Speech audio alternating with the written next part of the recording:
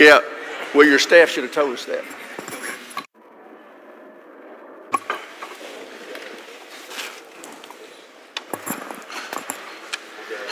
Committee will come to order. I ask unanimous consent that the chair be allowed to call recess at any time without objection so ordered. I welcome our witnesses and thank them for their service to our nation. Today we'll hear from the Department of the Navy regarding the FY26 budget request. While I appreciate the budget documents received last week, we still lack the necessary details to fully evaluate how Congress can best support our sailors and Marines and maritime nation. As a maritime nation, our naval capabilities are central to our ability to deter our adversaries, especially China. We can't do that without growing the surface and submarine fleets. But when it comes to shipbuilding, we remain woefully behind schedule and way over budget. We took the first step towards accelerating shipbuilding and rebuilding our maritime industrial base through the House-passed reconciliation bill. This once-in-a-generation legislation will invest over $34 billion to expand the size and enhance the capability of our naval fleet. It includes funds to field critically needed new capabilities like the FAXX and the unmanned vehicle vessels. These capabilities are essential to deterring China. But it also builds capacity and improves infrastructure across our public shipyards and maritime industrial base. It's not enough to fully fund and rebuild our naval strength. We need to also continue investment in the out years. We need to send a clear demand signal to the industrial base of exactly what we're buying. We also need to reform the way we buy ships. I think the problem starts with a broken requirements process. We've seen it needlessly increase delivery timelines and cost. Shipbuilding isn't the only area impacted by our flawed acquisition process either. The entire defense acquisition system is too slow, rigid, and bureaucratic to meet our needs. To maintain American deterrence, we need to equip our warfighters with what they need and when they need it. Ranking Member Smith and I have introduced legislation to reform our flawed acquisition system. This bipartisan SPEED Act will be foundational to the FY26 NDAA. It streamlines and modernizes defense acquisition, and it ensures that our acquisition process is centered on one primary objective: equipping warfighters in the quickest and most cost-effective manner possible. I look forward to working with my colleagues in the administration on this effort. I know that Secretary Phelan has spent a lot of time examining the problems with the Navy's acquisition process and shipbuilding capacity. I was happy to hear the Secretary is encouraging the use of creative teaming agreements between our traditional shipbuilders and our non-traditional defense companies to expand the nation's maritime and submarine industrial base. I commend him for taking on these complicated issues with a new perspective and innovative solutions. I look forward to hearing his thoughts and recommendations on how to make further improvements. Beyond our acquisition issues, I continue to be concerned with the overall readiness of our naval fleet. We need to realize the 80% surge-ready vision for the entire fleet, including our amphibious forces, in the near future. At the heart of this amphibious ship challenge is the Navy's inability to adequately support amphibious force structure. Half of the amphibious fleet is in unsatisfactory condition, and as a result, we can no longer support a heel-to-toe deploy of our Marine Expeditionary Forces, and that's unacceptable. Our amphibious forces are the bedrock of our rapid response force and essential for the projection of power in the Indo-PACOM area. We need to fix this problem as soon as possible. I look forward to hearing from our witnesses on how we can work together to ensure our sailors and Marines have the resources they need. And with that, I yield to the ranking member for his opening statement. Well, thank you, Mr. Chairman. I think you summed up the situation quite well. I agree with pretty much everything you said. Budget, starting with that, I mean, a couple problems with the budget. One, we don't have one. It's very late. It's later than it's ever been, which gives a degree of uncertainty to the process here that is very difficult to deal with. I spoke with Secretary Phelan yesterday. We tried to talk through a couple ships here and there. We don't know what's going to be asked for and how that's going to work. That process needs to get started soon. Even when we do get the budget, we still have major challenges. We have demands that far outstrip the resources that are available, which means we're gonna have to get smart about how we spend our money. A quote I've used often in this committee from Winston Churchill: "Gentlemen, we're out of money, now we're going to have to think." That is going to be really, really true going forward, no matter when that budget comes out. And the chairman correctly identified, two of the big problems. Every ship program that we have is way over budget and way behind. We're struggling through that. We have major capacity issues in terms of workforce and shipyards that we have to try to deal with. So that entire picture, very complicated, very difficult, and short of the resources that we would like to have. So we're going to be very interested in conversation today about how you intend to attack that very difficult problem, readily acknowledging that the gentleman before us here today did not create that problem. This dates back through multiple administrations and a number of years. We just need to work together to figure out how to fix it. And then the problem that the chairman identified, the readiness issue. The ships that we do have are not ready at to the pace that they should be. Some of that is a matter of retiring old ships that are no longer performing. I think there are potentially AI solutions. I've been very impressed with what the Air Force has been able to do with predictive maintenance through the use of AI to make things more, to basically figure out when it's going to break before it breaks and fix it. So we've got a lot of work to do there. I'm interested in how we can work with foreign partners, as long as we still have foreign partners who do have massive shipbuilding capacity and could potentially work with us to help deal with those issues. And then the other challenge is, what's the right mix? We've all seen from the war in Ukraine and from the rapid pace of innovation just the amazing things that autonomous systems have been able to accomplish. How do we factor that into the fleet while we are still, building aircraft carriers and destroyers, submarines and all of that? What is the right mix of those capabilities? And then the final point, what has really become the battle, is survivability. Being able to have missile defense capabilities, counter-drone capabilities, secure communications to make sure that we can continue to communicate with our weapon systems as they're being deployed in the face of adversary efforts to disrupt that. All of that needs to come together in a coherent plan. We are clearly not there at the moment, but in the next couple of months, as the budget comes in, as we begin to work through this, those are the challenges that we're all going to have to work together to try to meet. It's not going to be easy. I don't pretend that anyone has, a simple answer or that it's any one specific person's fault. But these are major, major challenges that we're going to need to resolve if we're going to be able to meet the defense needs and the national security needs of our country. With that, I yield back. Thank you. Ranking member yields back. I'd like to now introduce our witnesses. The Honorable John Phelan, Secretary of the Navy. Admiral James Kilby, Acting Chief of Naval Operations, and General Eric Smith, Commandant of the Marine Corps. Welcome, gentlemen. Thank you for your service to our country. Secretary Phelan, we'll start with you. You're recognized for 5 minutes. Great, thank you. Chairman Rogers, Ranking Member Smith, and distinguished members of the committee, thank you for the opportunity to appear before you today alongside General Smith and Admiral Kilby. I'm grateful to President Trump for the trust he's placed in me to lead this department and serve as the 79th Secretary of the Navy. I'm also grateful to this committee for your continued support of our Navy Marine Corps team. Distinguished members of this committee, my North Star as Secretary is readiness. Before a dollar is spent on any capability, an exquisite platform, or infrastructure, I will always ask the following question: what is the impact to our readiness? And does it increase or does it add to it? If the answer is no, we will not spend that dollar. As stated to this committee before, I'm focused on 3 priority areas: First, strengthening shipbuilding and the maritime industrial base. Second, fostering adaptive, accountable, and innovative warfighter culture. Third, improving the health, welfare, and training of our people, our sailors, Marines, and their families. Since my confirmation 2.5 months ago, I've been on a listening and learning tour. I've traveled across the country and visited some of our allies overseas. I visited our public, private, and overseas shipyards, as well as our installations.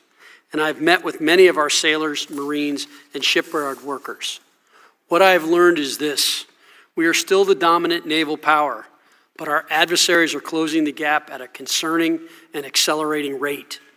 We need to make important cultural and strategic changes in order to maintain our competitive advantage. And we need to address a culture, one riddled with bureaucratic decision-making and gold-plated requirements, that is endemic to this department. Because there is no doubt we are operating in a world that is more hostile and unpredictable. As evidenced by recent conflicts, warfare as we know it is changing dramatically. China is no longer just a pacing threat. It is our primary competitor, both economically and militarily. With their naval fleet nearing 400 ships, China's goal is not the defense of its homeland only. It is the forward projection of power and influence. In the Indo-Pacific, our Navy Marine Corps team is deepening cooperation with our allies and partners to strengthen deterrence and keep open our sea lines of communication. At home, they are supporting homeland defense through Task Force Zapper, providing surveillance, logistics, and manpower at the southern border. And in the Red Sea, they've defeated scores of missiles and drones from Iranian-backed Houthis, helped defend our regional allies, and guaranteed access to a major artery of global trade. Our global presence sends a clear message to the world. The United States Navy and Marine Corps are prepared and ready to fight and win anytime and anywhere. However, our naval superiority is under threat.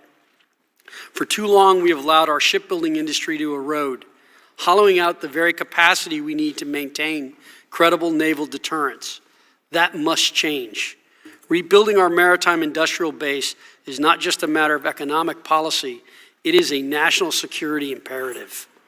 President Trump's executive order on restoring America's maritime dominance highlights that urgency and has begun to put us on the right path. I have been to 10 shipyards, 7 here in the United States and 3 overseas, and I've spoken directly with shipyard leaders and the hardworking tradesmen essential to our maritime operations. I now have a clear picture of our challenges, and I'm developing a plan to fix what's broken. We need to act with urgency, and this will take a whole-of-government approach to rebuild our capacity and expertise. We are developing a deliberate, actionable plan to restore our industrial base, but we cannot do it alone. Congress, private industry, and the Department of Navy must work collaboratively if we are serious about ensuring our naval superiority.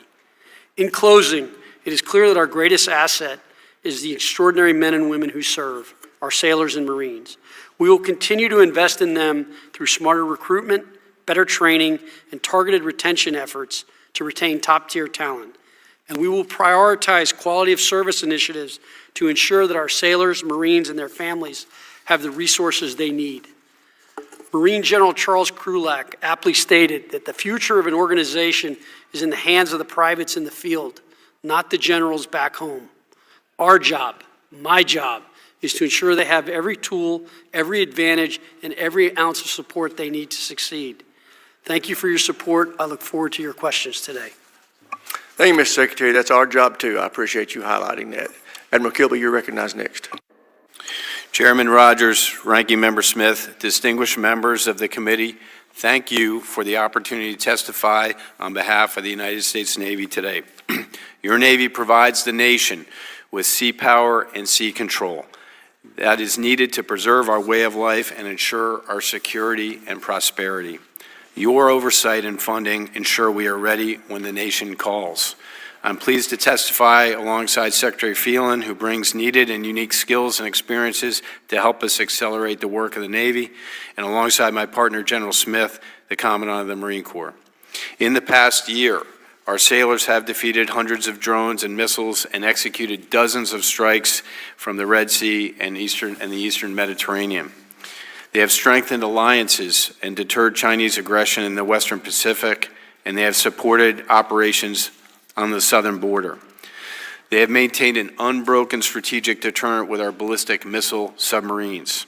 In short, the Navy, integrated with the Joint Force, remains postured and ready to fight and win. We remain committed to a strong global Navy, one that is prepared to defend our homeland, deter our adversaries, and prevail in war. We are laser-focused on China as our most consequential opponent, and while strengthening our defenses in the homeland. We prioritize our operations, training, and readiness accounts to ensure our naval forces remain ready, resilient, and able to execute national tasking. The Navy and Marine Corps preserves peace through strength through investments in our strategic deterrence, our defense industrial base, and our installations via initiatives like the Shipyard Infrastructure Optimization Program. Most importantly, we are continuing our strong commitment to our people, our sailors, our Navy families, and our civilians through pay raises and investments in quality of service such as unaccompanied housing and child care. But we are facing some challenges. First, our platforms are not as ready as they need to be. We set an ambitious goal to make 80% of our submarines, ships, and aircraft combat surge ready by 1 January 2027, and we're not there. To do that, we are reducing maintenance delays and improving manning, training, modernization, and sustainment. Secondly, the Navy has 22,950 gaps at sea. Thanks to process improvements and targeted investments, we are on plan to reduce that number significantly by the end of 2026. We are committed to attracting and developing Americans who can innovate, solve hard problems, and dominate in combat. The Navy contracted over 40,000 sailors last year, the most since 2003, and we are currently on pace to exceed that recruiting goal for 2025. Thirdly, our ordnance expenditures in the Red Sea have highlighted the strain on our munitions industrial base. The Navy is working with traditional primes and new entrants to close this gap, developing kinetic and non-kinetic weapons at speed and scale. In all of these efforts, consistent and predictable funding is foundational. We appreciate the continued support of this committee. In closing, I'm proud of our Navy's accomplishments in the past year, and I'm excited about the growing consensus that is powering our maritime rejuvenation.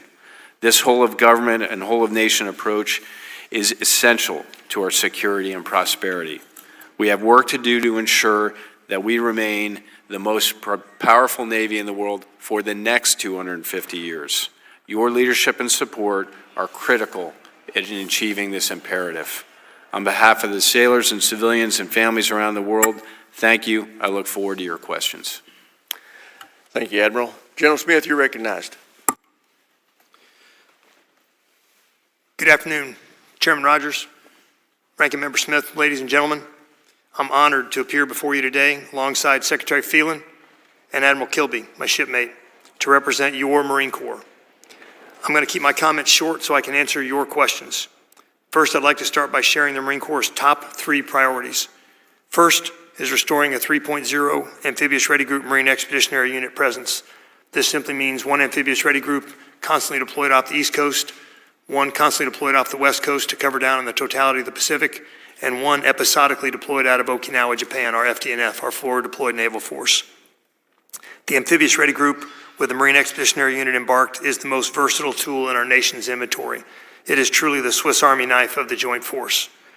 We're working closely with our Navy partners to maximize this capability. My second priority is accelerating force design. Force design is our journey to adapt to the changing character of war. The nature of war remains constant, but the character changes. We're in the implementation phase now. We're fielding new capabilities and reshaping formations across the force, from our Marine Expeditionary Units and Marine Littoral Regiments to our Marine Expeditionary Forces. And finally, improving quality of life. Every Marine deserves a clean, safe place to lay their head down at night. Barracks 2030 is how we're getting after this. This is our most consequential housing investment in history. It is a quality of life issue that goes beyond our barracks.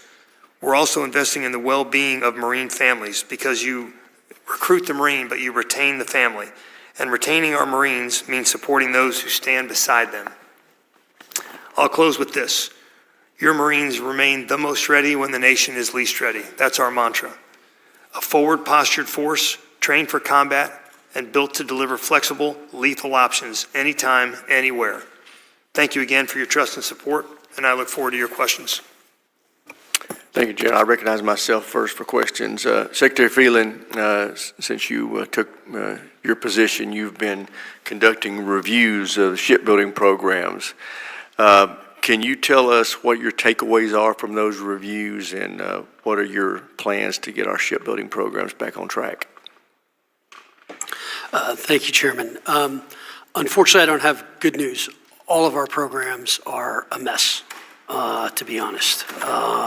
We are behind schedule and over budget. I think our best performing one is 6 months late and 57% over budget.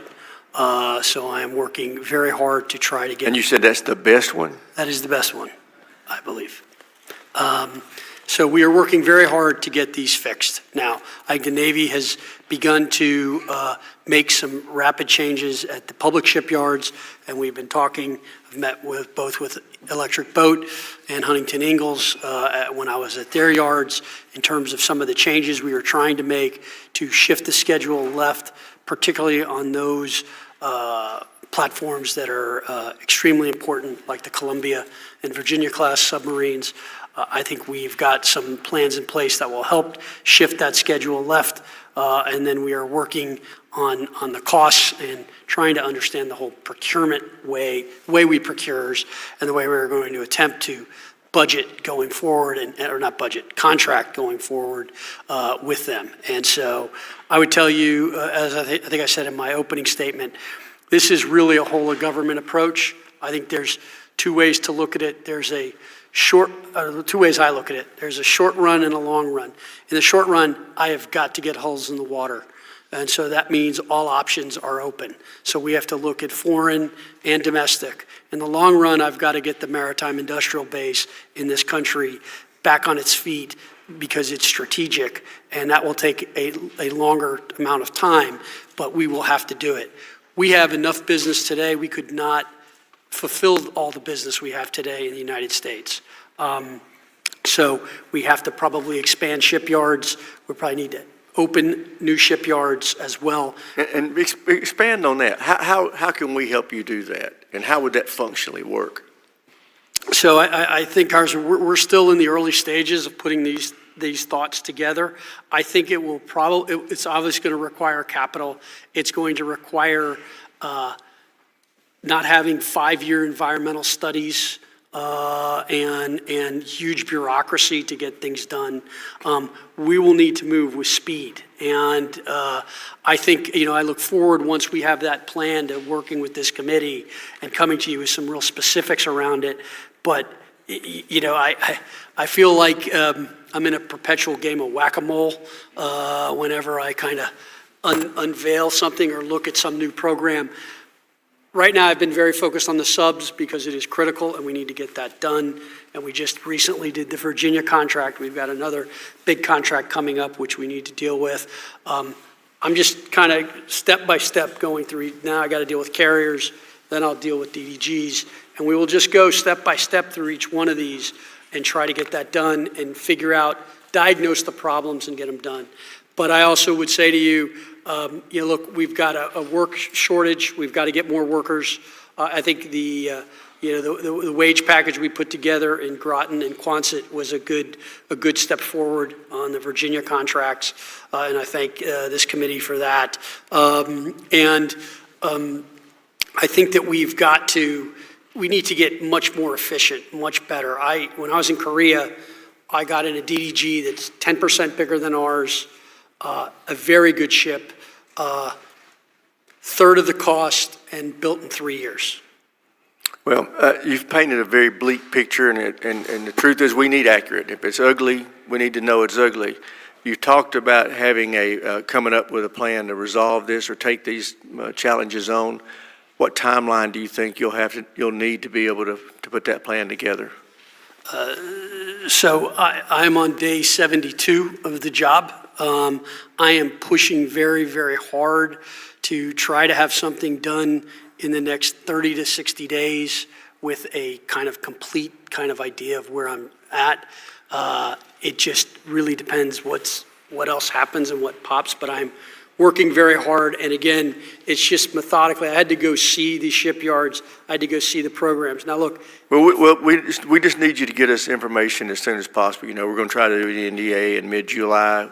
If you want us to help you with that product, you need to try to get us something by then. I yield to the ranking member. Thanks. Just following up on that, as you know, the chairman and I are working on an acquisition reform process, full committee is. And, you know, when you make those statements about how quickly other places are able to build ships, a lot of it, I think, comes down to regulations and requirements. The requirements process is an endless rotating nightmare that is completely disconnected in many instances from a usable product. And I think we agree with that. I've often made the joke that if I could, I would snap my fingers and eliminate half of all regulations, and I don't care which half. That's probably not a smart way to go about it, but we seem to make no progress on this. So just for all three of you, I'm curious, how would you blow up that regulations process, shrink it down so it stops sucking us into this? It's not the only problem, I will grant you, but it certainly seems to be really a big part of the problem. Admiral, you want to take the first stab at that? Hey, sir, thanks for that question. One of the things taking a page out of the Ukraine lessons learned and what's happening with the Houthis is we must go faster. So I think abandoning the idea that we have to have an approved program of record before we proceed is something we have to consider for capabilities like unmanned to get them out faster. So we were working on a legislative that came out for a rapid capabilities office in NavAir, and I asked for that to include the entire Navy. We are going to talk to the Secretary about that, but to me, that thing within the Navy could allow us to deliver capability faster. I acknowledge the tenets of the SPEED Act and the desire to remove holdups there, and I think that that's good. My sense is we're going to need some rigidity to make our traditional platforms, some consistency that allows you to fund and develop things and have confidence in the program, and at the same time, some flexibility to develop unmanned things that we're not wedded to. So we are doing that with PAC Fleet and supporting them, trying to get them a capability by 1 January 2027 for a missionary we call non-traditional sea denial, which is largely unmanned. I think that is a good foreshadow of where we need to go. Thanks. General Smith, I don't know, or Secretary Fallon, if you want to go first. Thanks, sir. Sir, I'd echo my shipmate, Admiral Kilby. You know, for an example, drone technology.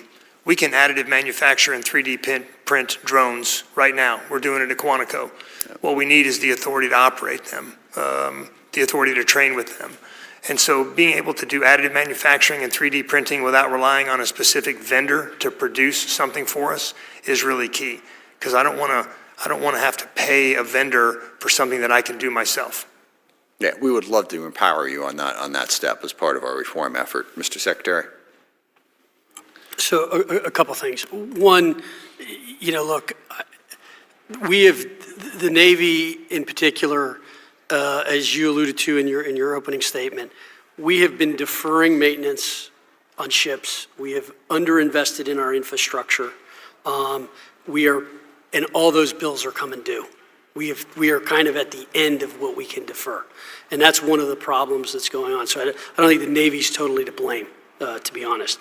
The problem also is requirements happen both from the Navy and from this body to some extent. Yeah. And people. We are part of the problem. I readily acknowledge that, and something we need to fix. Yeah, and we need to really try to get that resolved. I think the other thing, just in the Navy's defense, a lot of these things are brand new.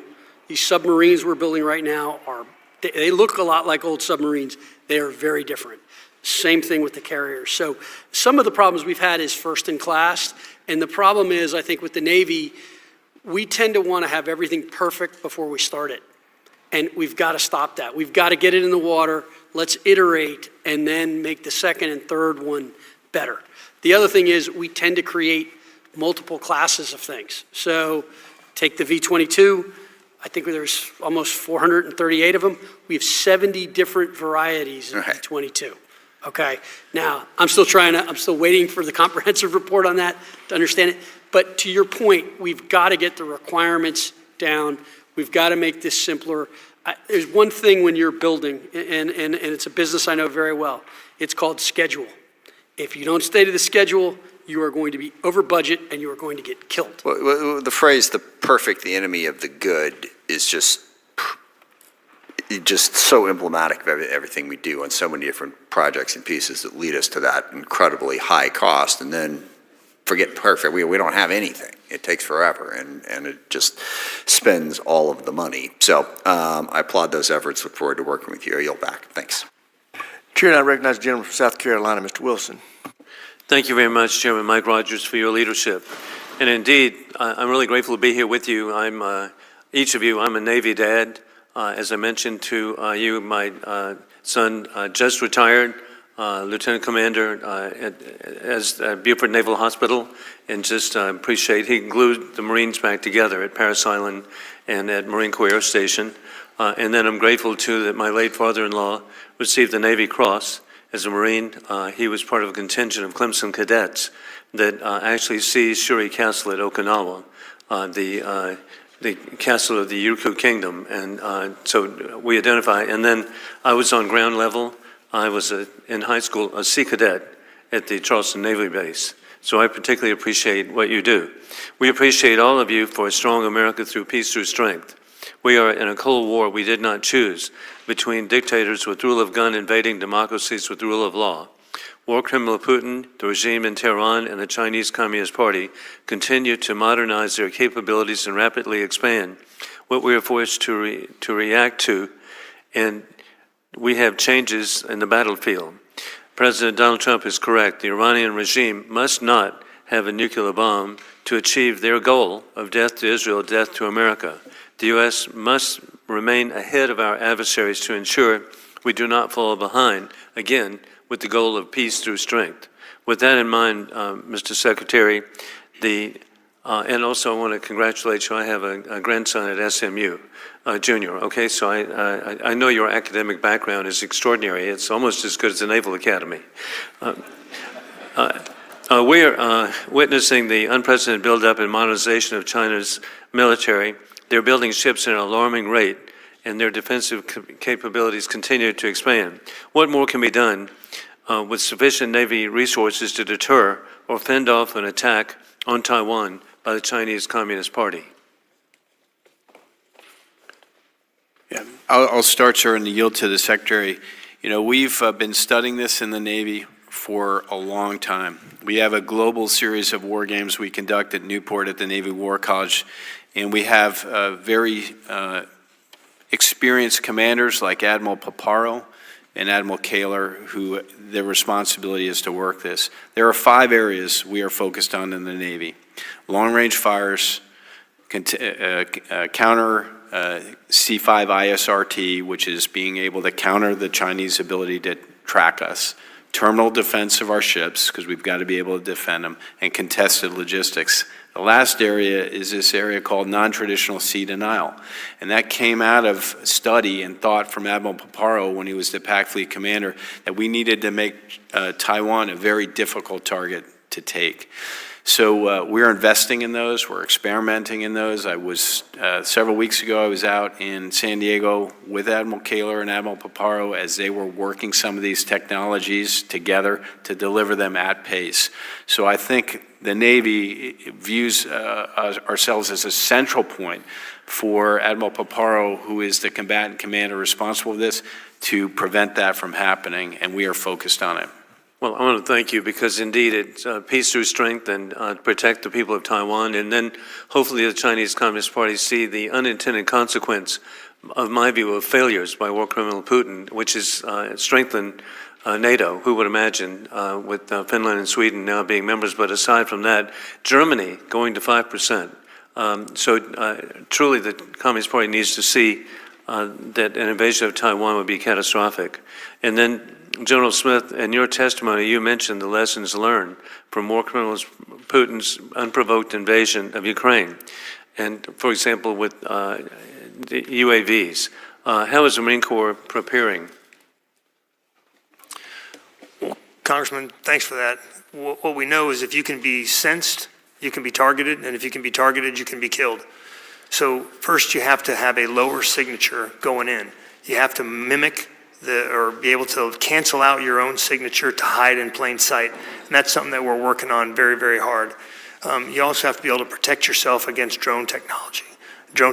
So our counter-drone technology, basically our MRIC, our medium-range intercept capability, other counter-drone technologies that we're working on, that is key to being able to protect our Marines on the ground, wherever they may be in the Pacific or be it in the EUCOM AOR. Thank you all for your great service. And 1.2, at Paris Island, I was there, and to see young people talking to their family members saying, I'm the slug in human debris you sent here. You changed personnel very well. Thank you.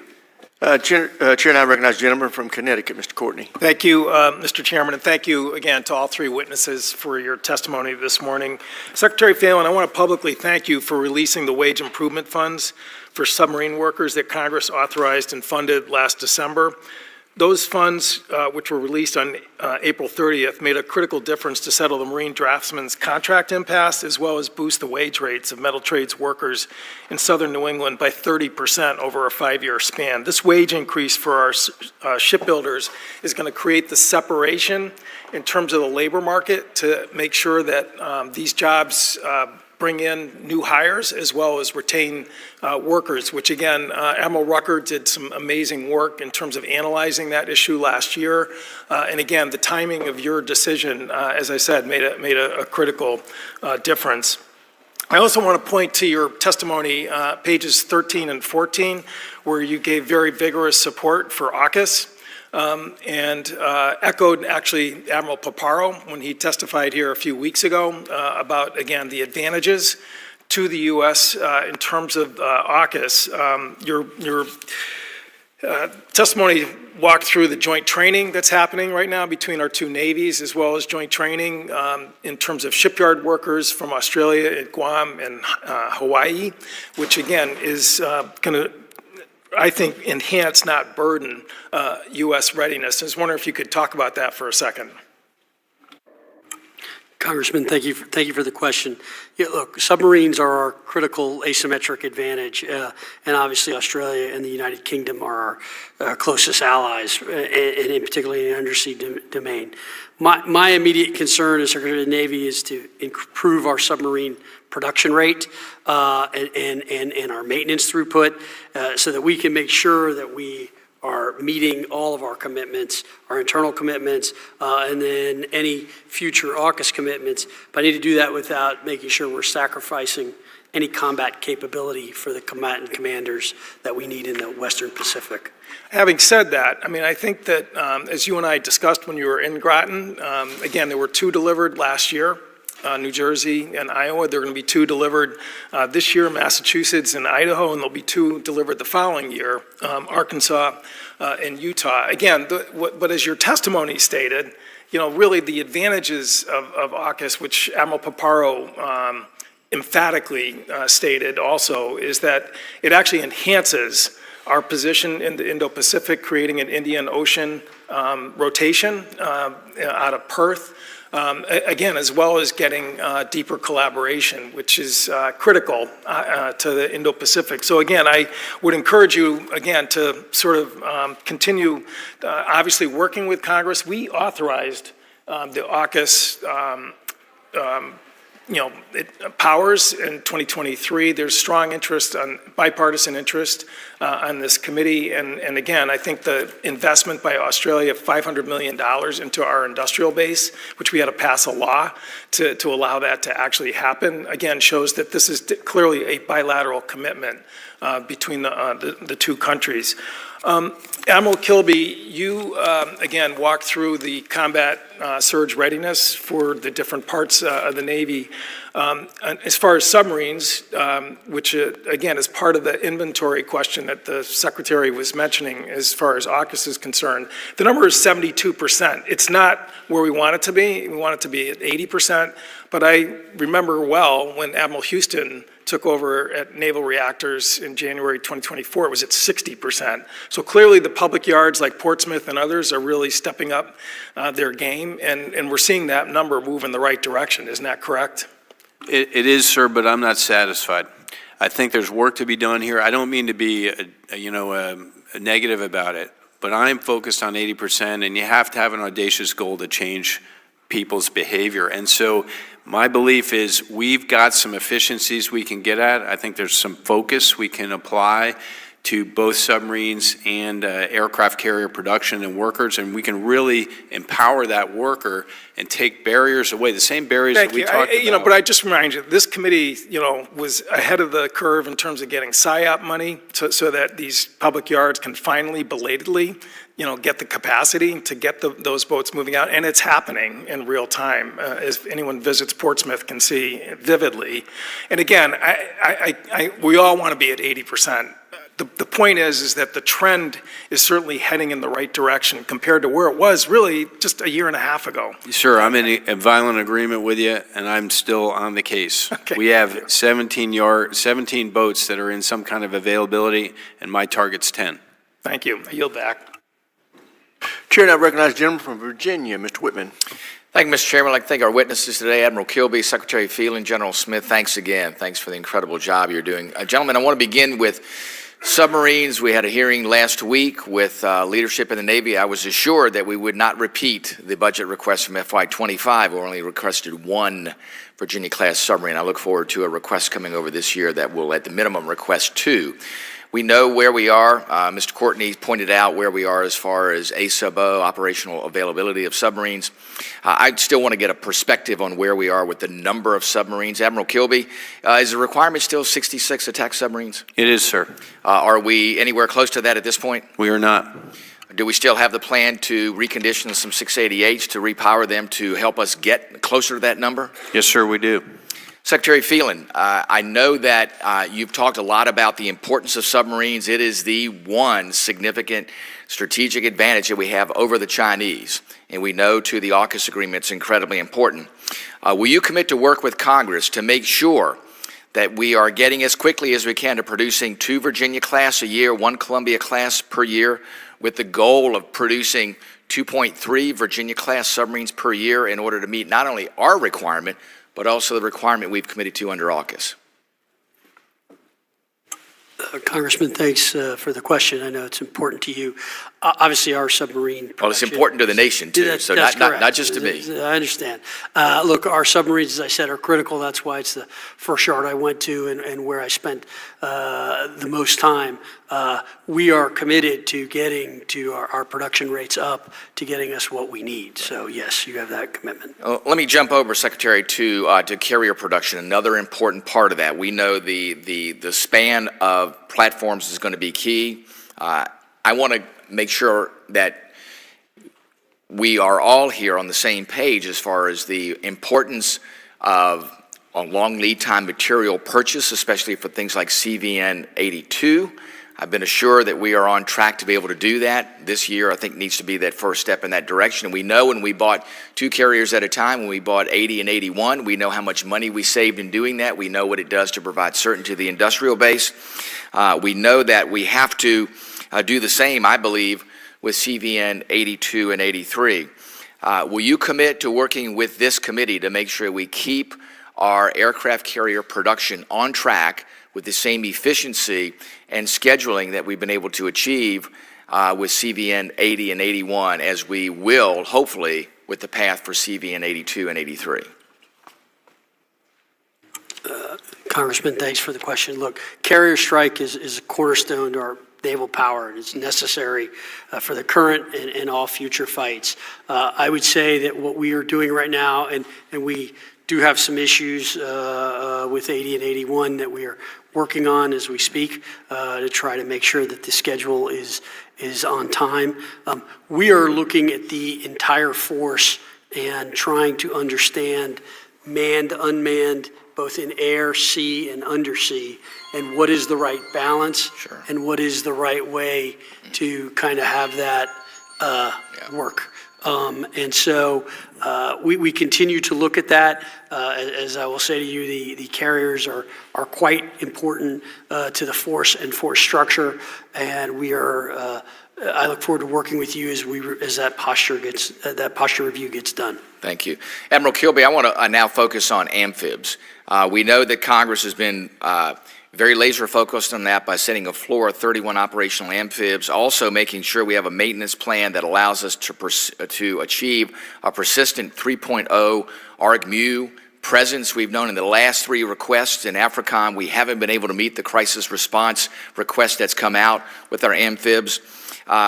In the Navy's latest update, in the update it states 3.0 ARG-MU presence is not a requirement. That's pretty interesting when Congress says that the 31 floor is a requirement and that we require a maintenance plan to achieve 3.0. Why does the Navy characterize the 3.0 ARG-MU presence as optional?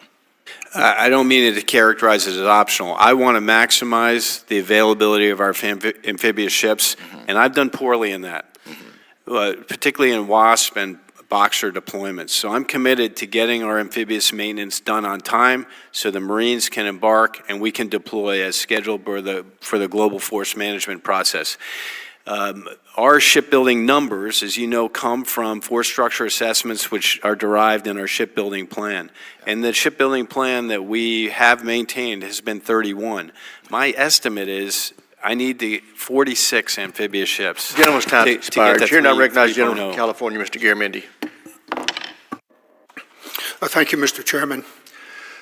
Secretary Phelan, I was impressed and quite pleased by your testimony, both written and oral today, and your focus on the industrial base, the ability of America to build ships, to repair ships, and the focus that you have.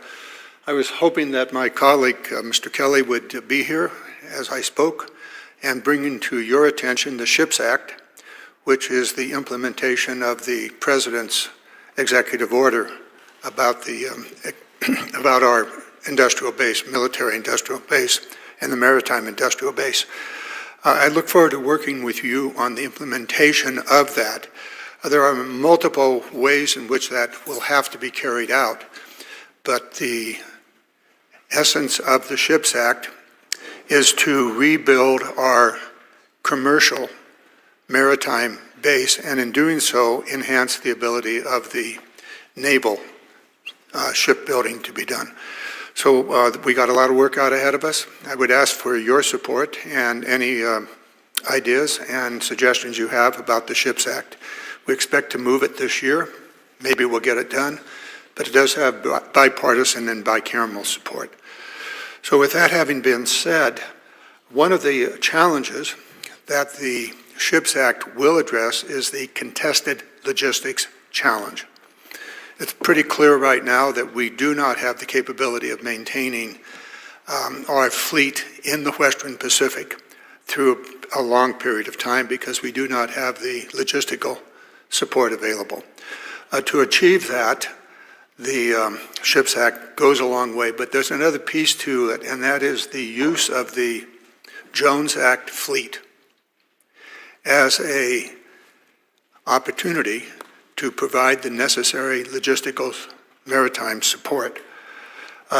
We are moving this along. We would look at the Jones Act fleet and develop a program in which some of those ships, for example, tankers and roll-on, roll-offs, would be built to military specifications. Going to have to put a little bit of DOD money into it to achieve that, but then those ships would be available like the aircraft in the CRAFT program. So I draw your attention to that as a solution to meet the necessary logistical support, not only in the Pacific, but also in other parts of the world. Now, are you willing to work with us on these two areas? First of all, the SHIPS Act and the implementation of the executive order, and finally the use of the Jones Act fleet as a backstop for the logistic support that the Navy will need? Thank you, Congressman, for the question, and I know it's an issue important to you and that you spent time on. Look, I think the SHIPS Act has a lot of great aspects to it, and we have given some of our comments in on it. So I think it is critical to helping us with the maritime industrial base. In terms of commercial shipbuilding and military shipbuilding, it is something the Chinese do very, very well. And we need to start thinking about that more and more in terms of how we modify commercial ships and with military issues in mind. So it is something we are spending time on and looking at and trying to get better ideas of how to do it. Because I think, as Admiral Paparo likes to say, it's how many holes in the ground can you get? And we are trying to make sure we can optimize that. And if a conflict does take place, commercial and logistic ships will be very, very important to that effort. There's an example next to you with the Marine Corps, who have found that some of the offshore support vessels for the petroleum industry can be modified and used immediately by the Marine Corps. I'll let that stay there. Admiral Kilby, you knew I was going to go here. And that has to do with that, how do we make sure that the ships that are supposed to be going into availability are prepared for that availability, that the status, the capability of the ships are known before they even arrive at the repair facility? I'll just use one brief example, recognizing where we are in time. But USS America is going to go into availability. She has 191 open and inspect actions that were originally planned for the availability. We've pulled that left and are working with the fleet commander to do those open inspects early so we can properly inform the package. Gentleman's time's expired. Chair, I recognize the gentleman from Texas, Dr. Jackson. Thank you, Mr. Chairman, and thank you to our witnesses for being here today. Really appreciate your time. Earlier this year, the U.S. Navy announced the future Bethesda-class expeditionary medical ship will be named the USNS Portsmouth. This modernized vessel will deliver life-saving capabilities, sailing faster than both the Mercy and the Comfort, while providing world-class forward-deployed medical care wherever needed. Admiral Kilby, would you describe how these advanced medical vessels are essential to Navy Medical Corps' ability to deliver care in the time of conflict, and how this ship will factor into the distributed maritime operations concept? Yes, sir. Thanks for the question. I've been involved with this effort for some number of years, really excited about the medical community running at this and working to get involved in the requirements process, and they worked faster than most. This vessel is a Roll 2 care vessel, so realizing we have 2 hospital ships, we wanted to increase the density of our ships to be able to respond to massive casualties. So we're really good at medevacs of 1, 2, 3 sailors. We said, what if we have 50 sailors in the water? How do we respond to that? And this ship is a response to that action. So it really gets at the contested logistics problem, and we need to continue to work for solutions like that. But I'm optimistic about this ship and what it will do for us, sir. Yes, sir. Thank you. I appreciate that. I know there's some challenges, especially this year with the budget, with the shipbuilding capacity, but I do think it's important, like you do as well, and I think especially when you're looking at the Indo-PACOM theater, it's critical. With the continually emerging threats in Indo-PACOM, we must possess unmanned undersea capabilities that meet the growing need for submerged operational awareness and payload delivery. Growth in the private market is generating new solutions in commercial undersea technology while reducing procurement and operational costs for the military. Secretary Phelan, how is the Navy looking to leverage commercially available unmanned underwater vehicles to meet emerging mission needs and capability gaps? And what can be done to accelerate the fielding of these platforms across the fleet? Congressman, good to see you. Thanks for the question. Look, we are testing a number of different unmanned platforms, but in the air, on the water, and under the sea.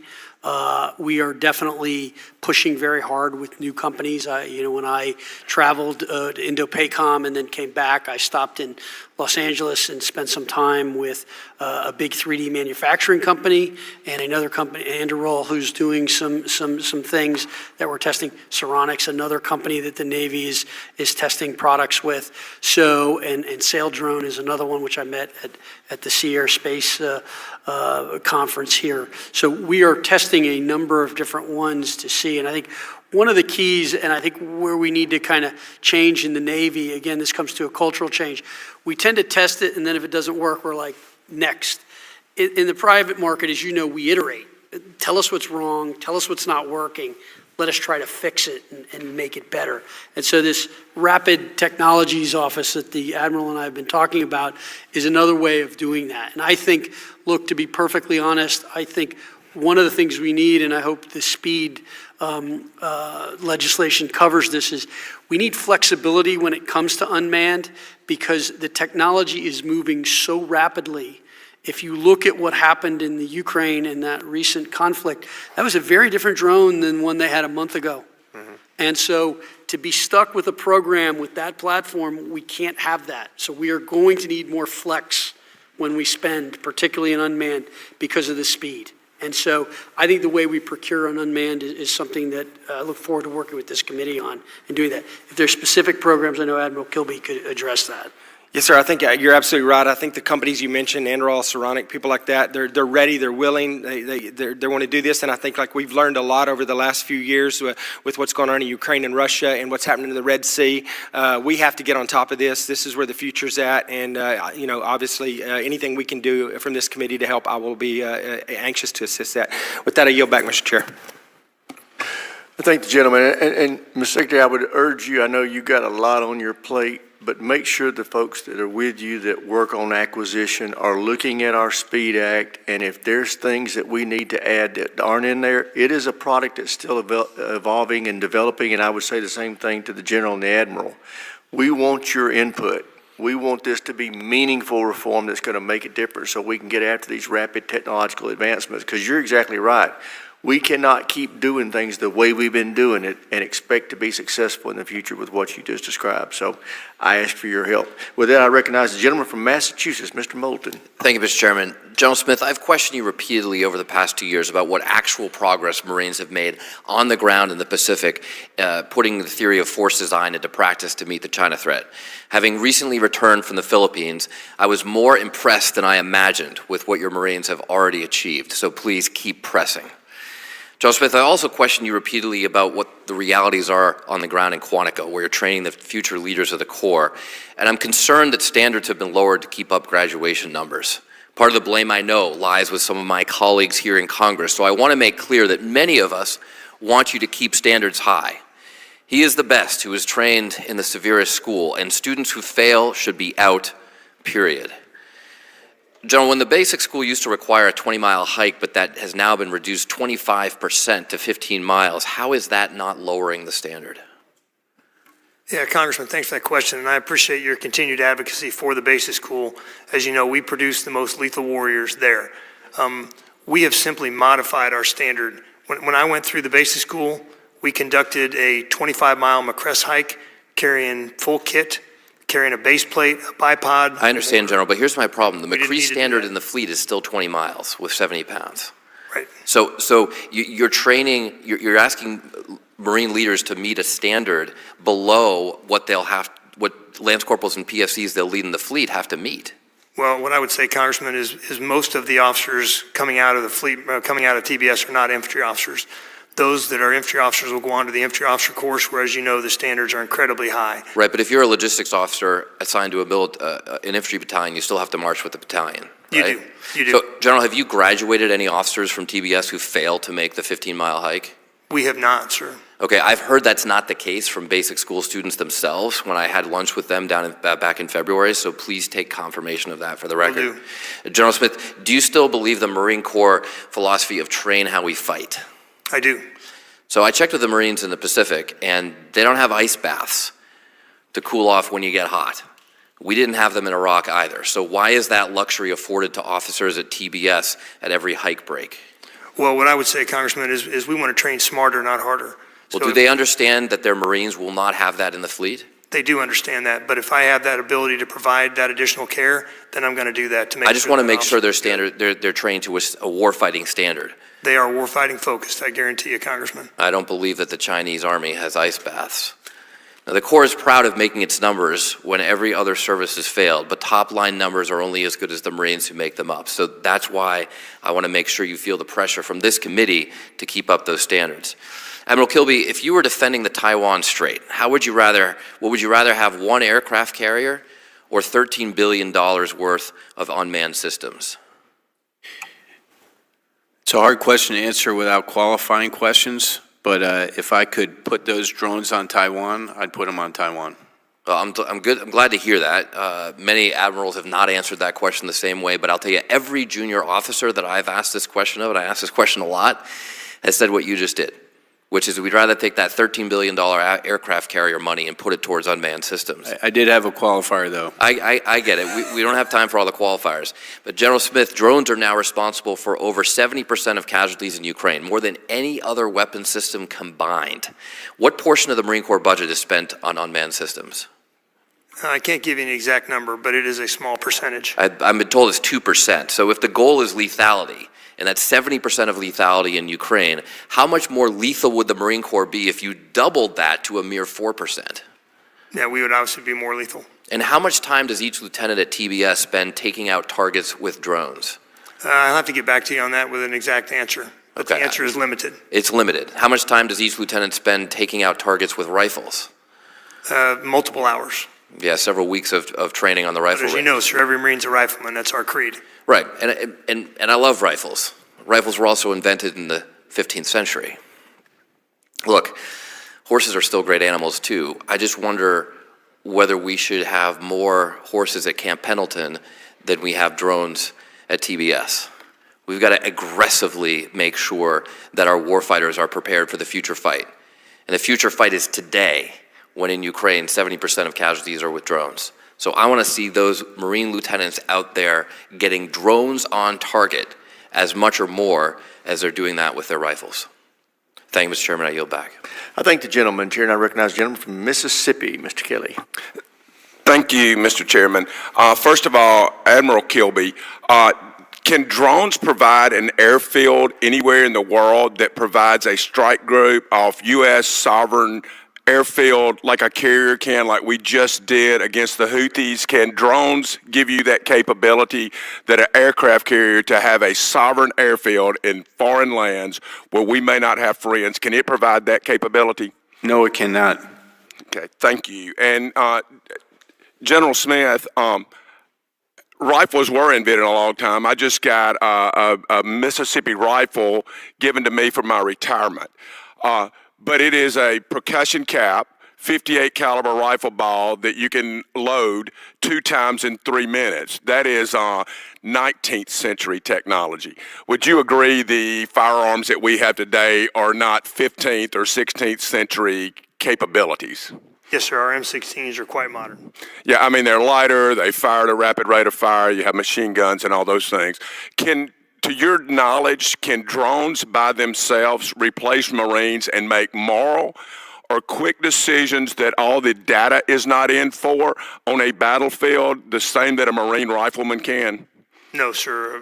The individual rifleman and the mind thereof is faster than any computing model. And I'm all about drones. I believe we need those too, and I believe they're cheap and they're capable, and we've seen that, and we need to use that technology. But it does not replace a thinking individual on the ground who can make decisions that maybe is not in the database. Is that correct? Sure, that is correct. Only a Marine with a thinking mind can make a moral decision.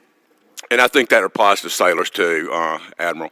I know it probably doesn't to Army guys, though, because we're not quite as smart. I do want to thank Mr. Garamendi and Senator Kelly and Senator Young for the SHIPS Act.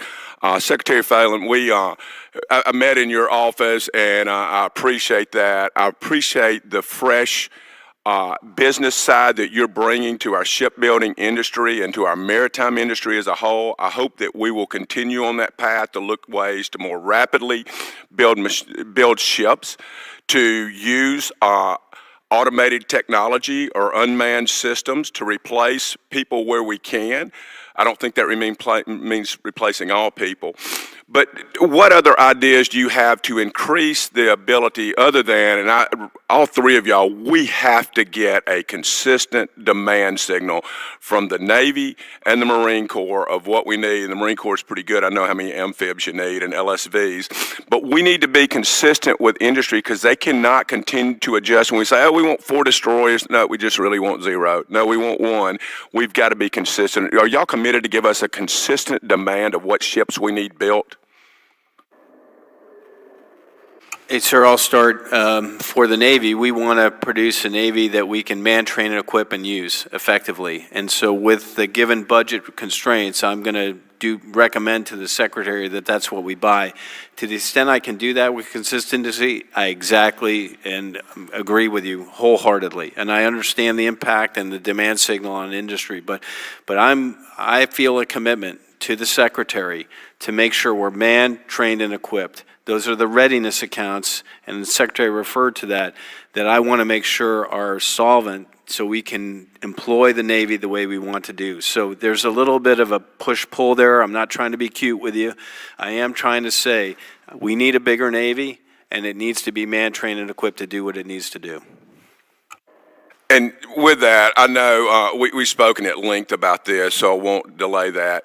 Tell me, though, I think Congressman Moulton had a great point on where we do need to replace men and women with machines, especially in hostile environments. In what way can we use USVs or all the unmanned systems, whether subsurface, on the surface, or drones in the air? In what ways can we use those to complement our Marines and Navy across the world? What plans do we have to use as many unmanned systems as we can?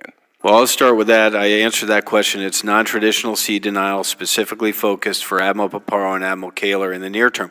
But they don't replace the legacy platforms we need. It's a combination. And we need to work with the Secretary on a vision for a hybrid fleet, which has both of those moving forward, but I'll yield to the Commandant. Yes, sir. We're exercising and practicing with some big wing drones, our MQ-9s, our other drone technologies, but they are complementary of the manned fleet. They're complementary of our F-35s. They're a loyal wingman. They don't replace a manned aircraft. I yield back, Mr. Chairman. Yeah, before we move on from this, Mr. Kelly was asking an important question, and I've stated in here repeatedly, and I can't emphasize this enough, budget can't drive policy. Policy has to drive budget.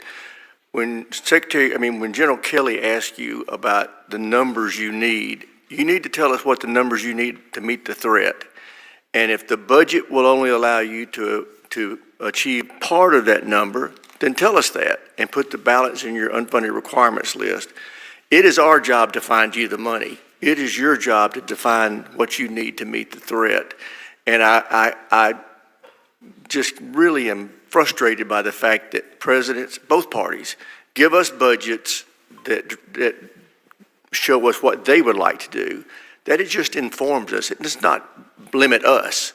I know it limits you, but we still need you to tell us what you need. And I think that's what General Kelly was getting after in that question. So that understand there's what's in the budget request, and then there's the UFR list. We look at that UFR list as being the balance of what you said you need. So I'm sorry to take that time, but I do want to drive that point home. Thank you. And with that, I'll recognize the gentleman from Massachusetts, Mr. Keating.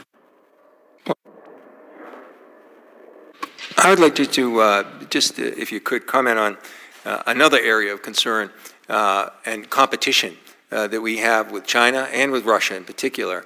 And we have the opportunity to work more with our allies, particularly our European allies in this respect. And that's what's happening in the Arctic. There's other programs outside the Navy, national science programs that have been cut that deal with, for instance, issues. The Office of Polar Programs is one, but they're dealing with a lot of the research issues that are necessary a component to us being competitive in these areas. So I want to ask, has the Navy undertaken those things that are, is it duplicative? Is the Navy getting that kind of research that it needs in the Arctic areas? What are we doing? How are we cooperating with our allies in this regard? And what competition do we have? I know it's an area more and more that we must stay competitive with. So I don't know which of you would like to address that. Secretary, if I could, I'll start and yield to you. We are interested in the Arctic. We do every 2 years a exercise in the Arctic called ICEX, which is primarily focused on our undersea platforms, submarines in particular. But over the past, I would say 5 years, we've been pushing our strike groups farther north because we want to have that capability. So, and working finally with the Coast Guard and NAVSEA on the development of their cutter program. So I do think there's increased activity. I am concerned about it. We are pushing north to operate there more. What do we have for assets? Really, only a couple, really. Well, we're restricted. We are, sir, absolutely. But we're restricted, as you know, on times a year we can push up there. But we want to the extent we can push our strike groups up there and our amphibious readiness groups, we want to have that capability. What does Russia have for assets? It's amazing. The disparity is a concern. Yes, sir, concur. So I think that's an area with everything else, but it's an increasing area of competition and interest because of the great reserves that are there, as well as some efforts by China and Russia in terms of navigation constraints in that area. And so I think it's, with everything else going on in the world, I think it's something we better pay attention to more. And I think you'll need help from us to do this. We're miserably behind in assets and the availability that we have to compete. So I want to raise that as a concern, but I want to point out what I think is a program that the Navy has and that I think can be a great model. I think it could be expanded within the Navy as a model, but I think it could be used in the other branches. We have in our area, working with the University of Massachusetts, a marine and undersea technology research program that we work jointly. And I think it's a win-win situation. You're using a university. They actually constructed a curriculum for the Navy, in conjunction with the Navy, where they're training individuals and they're doing research at the same time. And they're concentrating, in this instance, mostly on unmanned, undersea, autonomous vehicles and everything.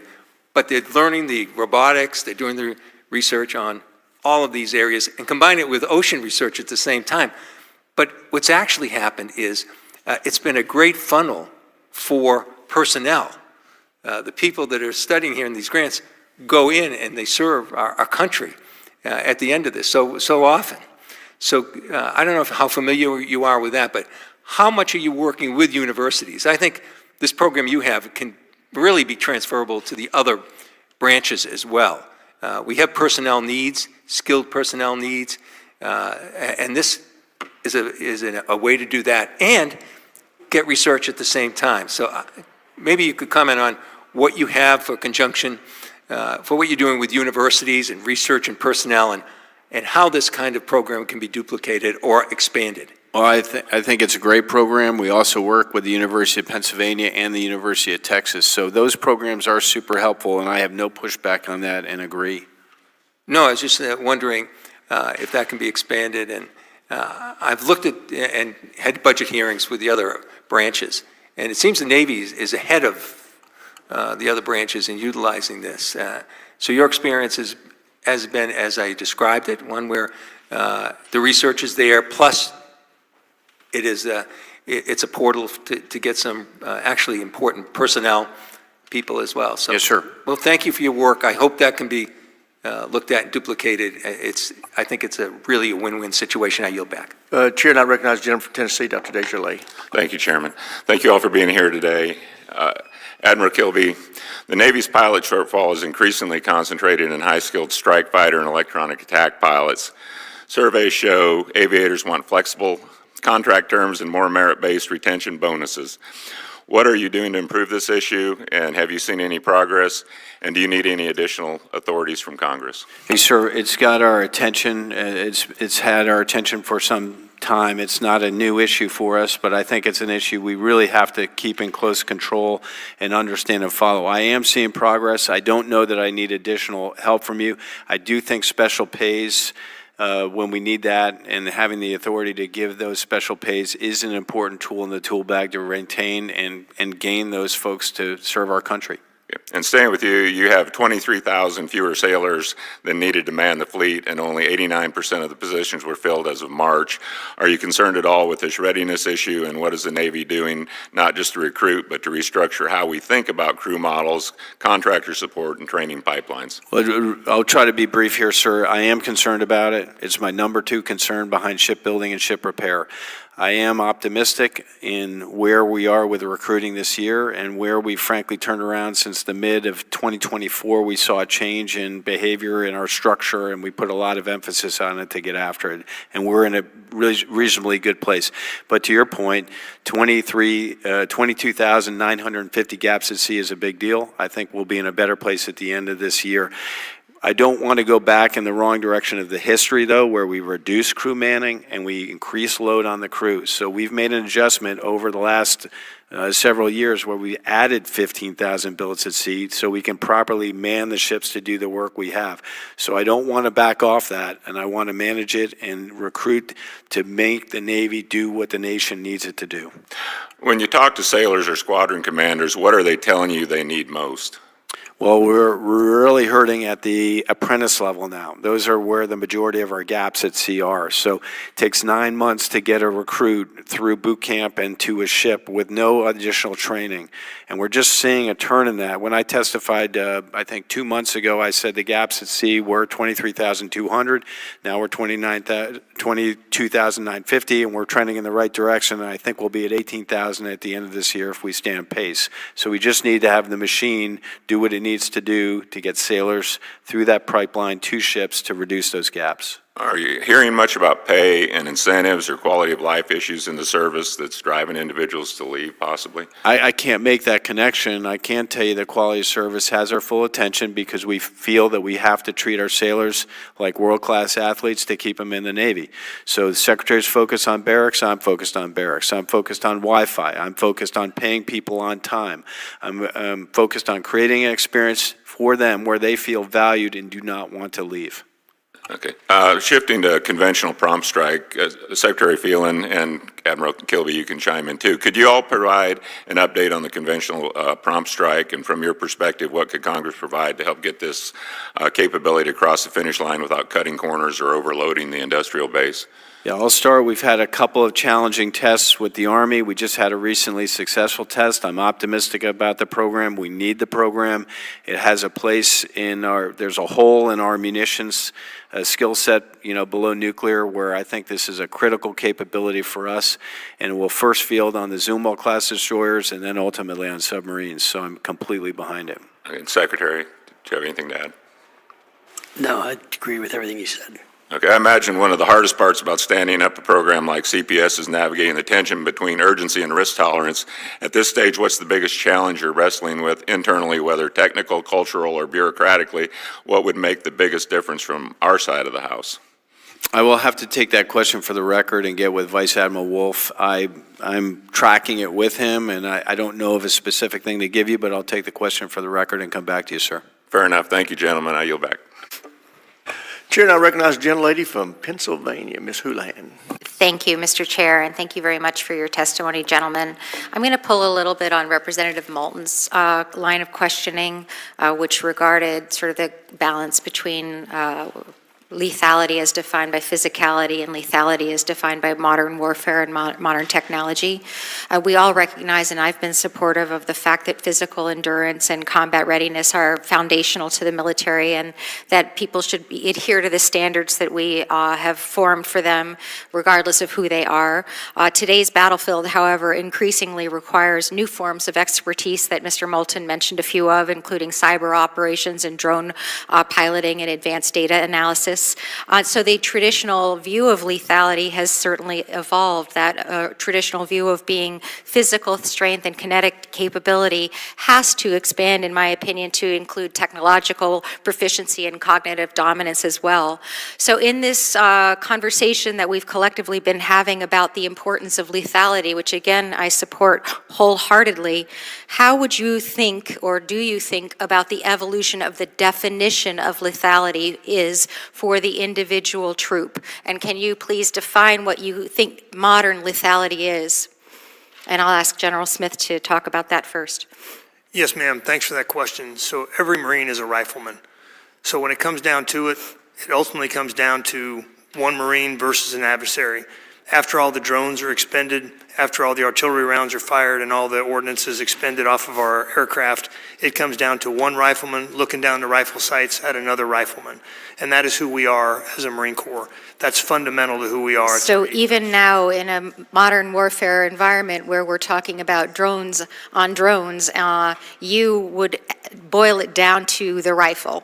I would, ma'am. Every Marine is a rifleman. That's our ethos. It's fundamental to who we are. It doesn't mean that we don't prioritize drones, because we used to shoot a few thousand meters. Now we're shooting tens of thousands. Understood, understood. But it's an ethos. And so as long as that person is capable of being an effective rifle person, you believe that they are lethal? They are. As long as they can hit their target at 500 meters with iron sights, yes, ma'am. Thank you. Admiral, any comments on what modern lethality is defined as? Yes, ma'am, thanks for the question. A couple things, a little bit different. The Navy is a little bit different than Marine Corps in this regard. We're a highly technical service where sailors are trained to do specific things. So I'd say at a base level, just like the Marine Corps, we want to optimize human performance. That means sleep, understanding where they're at, care for them, all that. 3 bags full. We need to do even better at that as far as making sure leaders are engaged with their troops and understand where they are from a wellness perspective. So I'm all over that. Break. The next piece is that all those individual sailors are trained, current, and proficient in their task. That task can be many things. I could be shooting a Tomahawk. I could be defending the ship with a Standard missile. I could be a quartermaster taking a fix. I could be a CS preparing meals.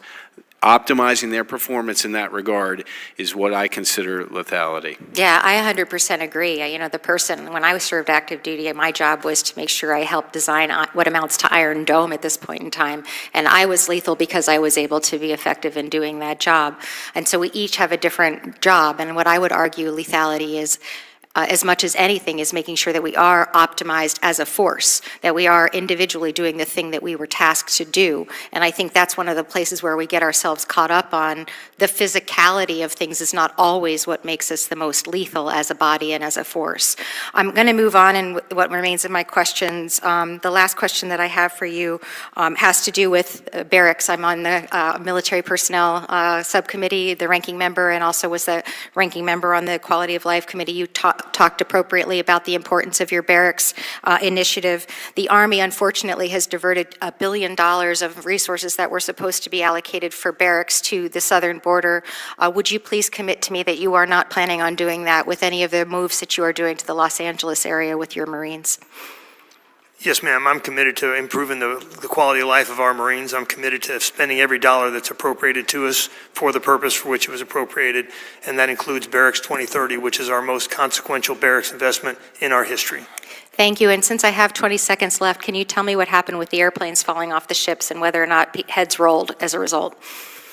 Ma'am, there are 4 investigations ongoing on the Truman Strike Group right now. None of those are released. I'm committed to letting that process happen and conducting actions as appropriate, and then reporting back to the committee when those are complete. Thank you. I appreciate it, and I yield back. I thank the gentlelady. Chair now recognizes the gentleman from Nebraska, General Bacon. Thank you to all three of you being here. Thank you for your leadership. I appreciate you being here today. My first question is to Admiral Kirby and General Smith. What is the number one capability that you're lacking right now for a fight with China, which is our pacing threat? What's the gaps that this committee here can help fill? Admiral Kirby. I'd say munitions are the thing that, in the top 3 that bother me. Ship repair and shipbuilding, those are things that Secretary and I are after to improve. I don't know that I need more help from you in that regard. Recruiting and manning, that's the second thing. I think we're on pace to do that. I don't think I can get more help from you. But munitions, we have to turn the tide here if we're going to be in protraction. So preferred munition production, as well as second-tier and third-tier vendors that may be able to compete in that space that we haven't been open to in the past. I think we ought to be open to that consideration and get help from you if needed to do so. I think that's good insight, because we see in Ukraine, they're burning munitions faster than anybody can build them. General Smith. Yeah, I would concur with my shipmate Admiral Kilby. Munitions are key, and for us, mobility is key. You know, we have to get to the fight, we have to be able to maneuver in the fight, and we have to be able to strike at range. So advanced long-range weapon systems are key to us. Thank you. Admiral Kirby, Ukraine attained sea supremacy in the Black Sea without really a Navy. What are the lessons learned for the U.S. Navy? Well, it's a different, a little bit of a, there are lessons to be learned there, and I think the commitment to get to a hybrid fleet and learning to use unmanned more effectively is a path we're on. We're in a little bit of a different place because we're not, now, we will, with Homeland Defense is our number one thing, but where I tend to think of our Navy deployed forward to bring effects to bear, I've got a sustainment piece, an employment piece, a deployment piece for those vehicles. So I do want to learn those lessons, and we're applying them in the context of non-traditional sea denial that I explained earlier. I do think there's a coupling of traditional assets, manned planes and unmanned aircraft, manned ships and unmanned ships that we need to explore and really diversify our fleet to have it be capable. Yeah, it's worth thinking through because the nature of the fight is changing. Secretary Phelan, there was a bad report on Naval Air Station Key West. How focused is the Navy Department on ensuring we have good family housing? Thank you for that question, Congressman. So I have ordered the Navy to review all of our barracks after what I saw at Guam, which was appalling to me. Those sailors and Marines have been moved out of the building they were in and put into a new building, new barracks that was built. So we are in the middle of that review. I'm waiting to get the results of that. And then I will be going out to Key West as well to look at that. The Marines beat the Navy to the punch on this and have been reviewing barracks, I think, for about the last year or two, and are in the middle of modernizing those. I saw some at Camp Lejeune that are getting updated because some of the ones they're in are also not really good, and that needs to change. So I look forward to sharing that with the committee as soon as I get that report done. And to your prior question on ways, on munitions and ways you could help, one thing I would also say is we are going to have to, in our contracting, own our IP. We pay for a lot of our IP, and we get hung up by the big primes saying, well, we need to fix it because we own the IP, or we're not going to give you that IP. It doesn't work. It doesn't, and we need to really change that. If I may follow up, the GAO gave us a failing score in barracks, all the departments on barracks and dormitories. We had a report a couple of weeks ago saying that Secretary of Defense had moved out about $1 billion out of barracks into other needs. But yeah, we got a failing grade in dorms, and you just touched on Guam and some other places. Have you seen money being moved out of the Navy's accounts to support dormitories or barracks? I have not. Okay. No, sir. We're still fully committed to Barracks 2030. Not to my knowledge. Okay, thank you. Just let you know we got our eyes on it, even though there's mixed feedback I'm getting. I wanted to ask you a question on the SLCM briefly. I think it provides us a lot of options. How are we doing with the SLCM N deployment or production?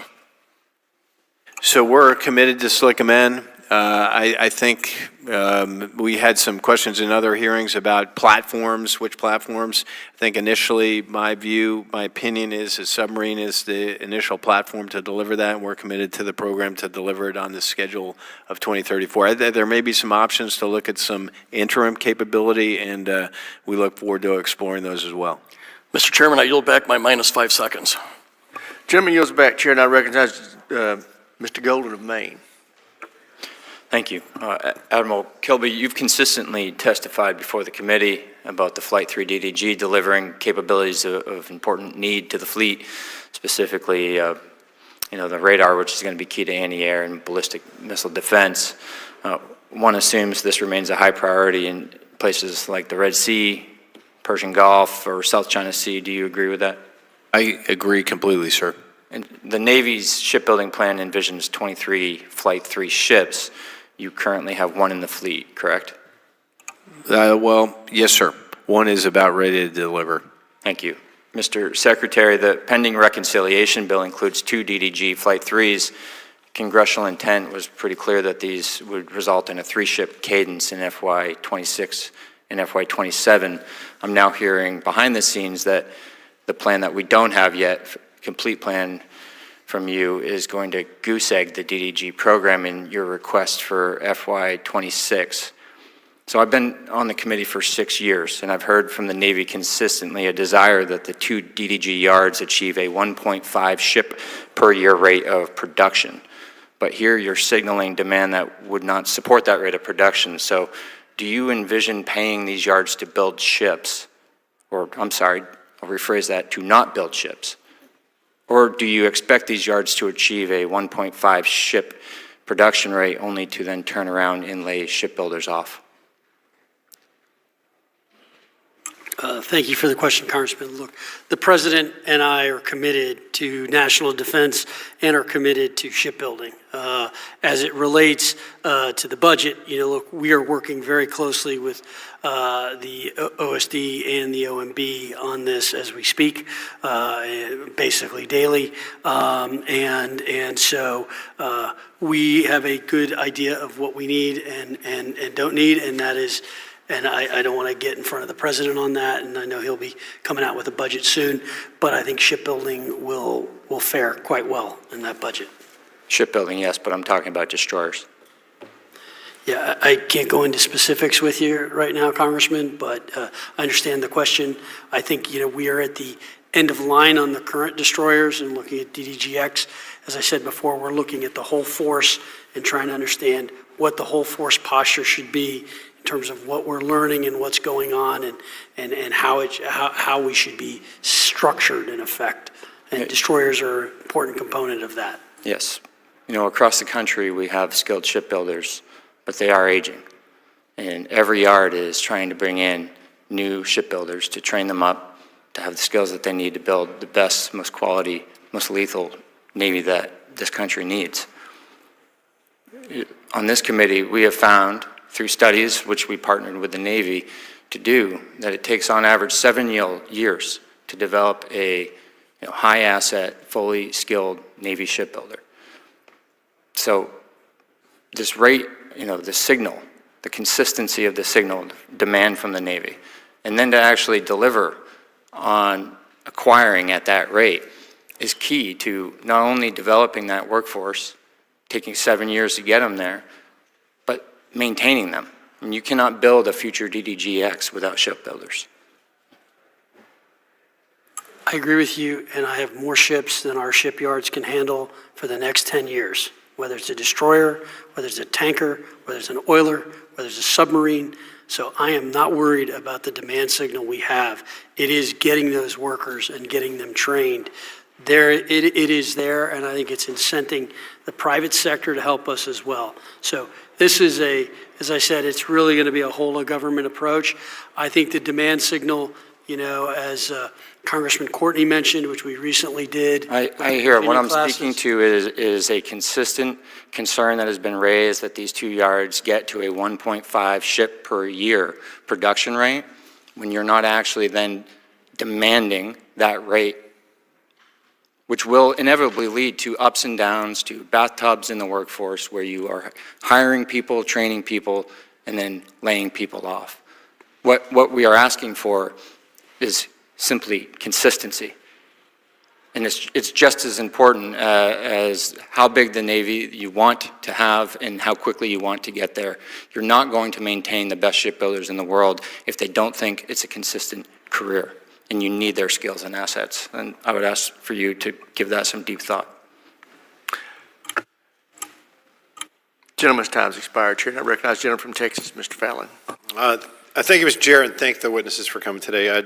Secretary, I think we're all elated and relieved that there has been the news of the turnaround with recruiting. What I'd love to ask is, can you talk a little bit about the targeted goal and where we're at and compare that to last year, and then more importantly, drill down to the foundational reasons why there has been a turnaround.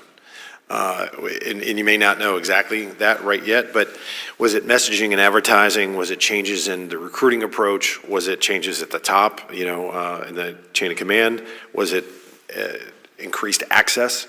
And then if you could do a deep dive and come back and share with us, because whatever we're doing right, I want to learn the lessons from that and keep doing it. I'll let Admiral Kilby give you the specific numbers as to where we sit there. My view is, I think that we are repositioning our branding. I think the Marines do an excellent job in terms of branding and recruiting. They were the only ones that always hit their goals. That is correct. And so we have begun, and I think there's a reason why. They put some of their best officers in recruiting jobs. So they've made it a priority and made it important.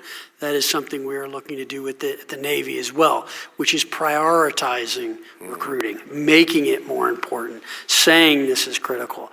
I think one of the reasons we've gotten the bump, to be honest, is I think the president's election definitely brought a pop, and we've seen a pop in the numbers. And I think that I can't take you through that math. Sure, but I'd just like to have a deep dive to know, because I want to begin in doubts and uncertainties. Whatever the reasons for the recruiting, the success, we just need to keep doing it, or make us aware of it and the public as well. Admiral? Yeah, we'll generate a report and send it to you, sir. I do think it is a large number of factors, and I welcome all of them to do what we need to do to bring the folks in the Navy. We did have a change in leadership. We elevated the position of the recruiting command commander. We changed our daily and visual management to look at it every day. We took away monthly goals and said, just bring in everyone you can. We were more thoughtful about medical waivers. We were being very conservative to not bring someone in who might have a problem, and we made a judgment call based on that desire to serve and the fact that we could take care of those sailors. So I think there's a ton of things that happen there. But I'm focused on it every day, not every month. Well, great, because it was all hands on deck, and that's what we needed. And you want to talk about any kind of weapon systems, we don't have human beings to operate them. They're worthless.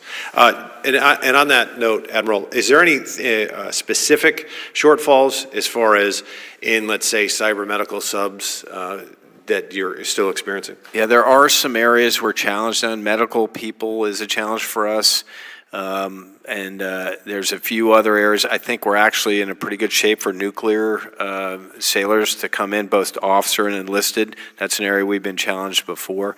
So I can get back to you on the specifics. Could you, and how about with cyber? How are we doing with cyber? From a recruitment or a training perspective, sir? Both. Okay, for recruitment, I think we're okay. It's an exciting mission and people feel fulfilled when they come to it. Meeting the demands of the cyber comm as far as training offensive and defensive teams, we're good defense. We got some work to do on offense. Awesome, thank you. In general, I wanted to talk to you about, it's clear that the biggest threat we have is peer adversary, China, Indo-Pacific. And, when I look at Okinawa, and we had 19,000 Marines in Okinawa, and then there's a plan in place and that's commencing that to reduce that to 10. And it would make sense to me, considering sitting on this committee and also on the Intel committee, to do everything we can to keep those Marines on Okinawa and not only not be decreasing the number, but increasing that number, considering the threat that's there, and we all think about and talk about Taiwan. So I wanted to hear your thoughts on that, and what can we do? I, in general, would love to have a meeting and do whatever we can do on this committee, being the chair, the subcommittee chair on military personnel, to help mitigate whatever political things we'd have to talk about with our Japanese allies and partners. But I wanted to hear your thoughts. Well, Congressman, what I would say is President Trump and Prime Minister Shiba confirmed the vital importance of the steady implementation of the realignment of U.S. forces in Japan at their February summit. I agree with Admiral Paparo that currently Marine Corps forces in the First Island chain are optimized, and that my best military advice is that any change to that optimized laydown increases risk. So again, we are currently optimized as we stand now, and any change to that optimization increases risk to the O-plans and increases risk to the combatant commander. Gentleman's time's expired, Chair, and I recognize the gentlelady from California, Ms. Jacobs. Thank you, Mr. Chairman, and Admiral Kirby, General Smith, Secretary Phelan, thank you for being here. I represent San Diego, so I look forward to this hearing every year. Obviously, the Marines and Navy are integral to my community, and I wish that I was able to spend my 5 minutes asking you about childcare and housing and shipbuilding and how we could make our Navy and Marine Corps everything we need for the war of the future. But unfortunately, because of President Trump's deployment of 700 active duty Marines into Los Angeles over the objections of local officials, I will be asking about that instead. So General Smith, first, I'd like to ask you about training. I know it's never standard practice to train Marines in crowd control and non-lethal engagement. I've spoken to folks at 1MEF. I saw your testimony yesterday for the Senate Armed Services Committee, in which you said that all 700 Marines currently deployed to Los Angeles have received training or are currently being trained in de-escalation, crowd control, and less than lethal means. I received a response to a request for information from the Marines yesterday that said that only a portion of the battalion has completed this training and the remainder will be fully trained shortly. Will any Marine be allowed near civilians in Los Angeles before completing the full course of this training? No, ma'am. Excellent. Good to hear. Precisely how many hours of formal instruction has each Marine already received on crowd control and less than lethal tactics? They've received 4 days worth of training. Yesterday you said more than 2 hours, but you'd get back with specifics. Now you can say precisely 4 days? 4 days. Okay, good to know. Within the last hour, CNN has begun reporting that, quote, the 700 Marines mobilized to the LA area on Monday night are still undergoing training as of Wednesday morning, and it is not yet clear when they will be employed onto the streets to help with protests, end quote, according to the U.S. Northern Command spokesperson. And yet yesterday, the Secretary of Defense was in front of the House Appropriations Committee where he told that committee that as far as training, all of the units on the ground had been fully trained in their capabilities of what they're executing on the ground. Should this committee believe your statements today and the Northcom spokesperson, or the Secretary of Defense's testimony in front of the Appropriations Committee? Well, ma'am, Marines are always training. Every time there's a down moment, we're rehearsing, we're training. So training to deploy has been completed, but they are going to continue to train. Again, every time there's a break in anything, there's a break in the action, so to speak, Marines are training. We train constantly. Sure, but the training for non-lethal and de-escalation and force, what they're doing in LA is very different from what you normally train for. So I'm not sure the training is exactly the same. Well, at least I hope it's not. It is different, but it can still be repeated and it can still be drilled. Okay. And it was clear from conversations that I've had with the Marines and from your answers yesterday to the Senate that the Marines in LA have not been explicitly tasked with law enforcement, which is good because under the law that would be illegal. However, with the evolving dynamics in Los Angeles, I'm concerned that the Marines on the ground who are young could be put in compromising situations due to posse comitatus. So if someone on the ground with DHS or other law enforcement asks a Marine to do something that they cannot do according to the law, how are they meant to address that? Well, ma'am, they have leaders with them. They have staff non-commissioned officers and officers who will ensure that they don't violate the Posse Comitatus Act. Okay. And will you commit to making the standing rules for the use of force that they are operating under public? Yes, ma'am. The SRUF, the standing rules for the use of force, are currently public. Okay. We have been unable to get a public copy of them, so I appreciate your help in making sure we can further publicize these public rules. Yes, ma'am. So look, I recognize that the Marine Corps is just following an order, and that's your job, but I find it unacceptable that the Pentagon took control of the National Guard and sent active duty Marines to Los Angeles when the relevant offices in California expressed that their deployment was unnecessary, including the Los Angeles Police Department, who are not, leftists, who said that deploying Marines was unnecessary and could make it more difficult for them to do their job. The Pentagon and President Trump are escalating the situation drastically by unnecessarily deploying troops and causing more chaos. And frankly, our community, our National Guard, and our Marines deserve better. Thank you, Mr. Chairman. I yield back. Gentleman yields back. Chair, now recognize the gentleman from Florida, Mr. Jimenez. Thank you. It's unfortunate that the mayor of Los Angeles and the governor of New York of California didn't do their job to protect their city, and that your men and women were called upon to do that. Mr. Secretary, would it surprise you to say if I told you that the Chinese hold a 250-to-1 advantage in shipbuilding right now, large ships over the United States? No, sir, it would not.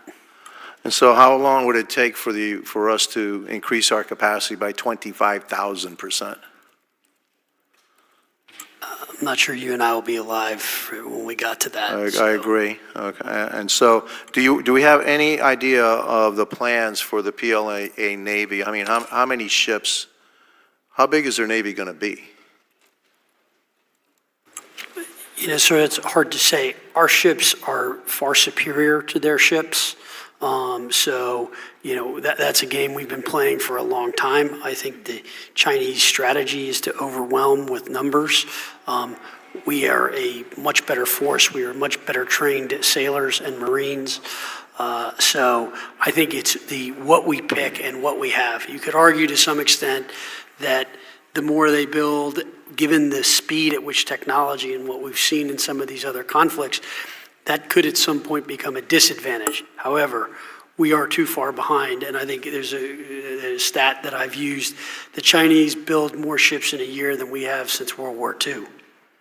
Agree. Okay. I mean, we won World War II with what, a 6-to-1 advantage on shipbuilding, 6 aircraft carriers for every one that the Japanese built, and we won the Second World War with that. And so they have a 250 ship advantage. Look, if I asked you 3 weeks ago, hey, I want to destroy like 1/3 of the Soviet bomber force, and your answer probably would have been, well, I think we need some long-range bombers, we need some long-range weapons, et cetera, et cetera, et cetera, because that's, and yet, what, about a week ago, 1/3 of their bomber fleet was actually destroyed by drones, and a different way to engage the Soviet, or not the Soviets, but the Russians. So I think the same holds true for the Navy. So if I probably ask you right now, hey, I want to sink Chinese ships, the Admiral, I'm not going to put words in your mouth, but I think you'd say, well, we need more submarines, et cetera, conventional weapons and all that. But I'd like for you to start thinking outside the box. Because for every ship that the Chinese built, I want 1,000 different ways to sink it. Not 1 or 2 or 5. I want 1,000 different ways to sink it. And then good luck trying to stop 1,000 different things that are going to sink you. And so, Mr. Secretary, do you have a group of people that just completely think out of the box? Or do you have a way to access a group of people that are not stuck in paradigms and that completely think that, you say, I want to sink a ship, and they were going to give you 1,000 different ways to sink a ship that doesn't have an aircraft carrier, doesn't have a destroyer, doesn't have a submarine. Do you have access to that? Do you have a group like that? Congressman, we're putting one together. I would say stay tuned. I've gotten a few briefs already that have been enlightening, and I would tell you our capabilities are quite formidable. I think they should keep our adversaries at pace, but as I said, they are catching us at an accelerating rate. We do need to pivot.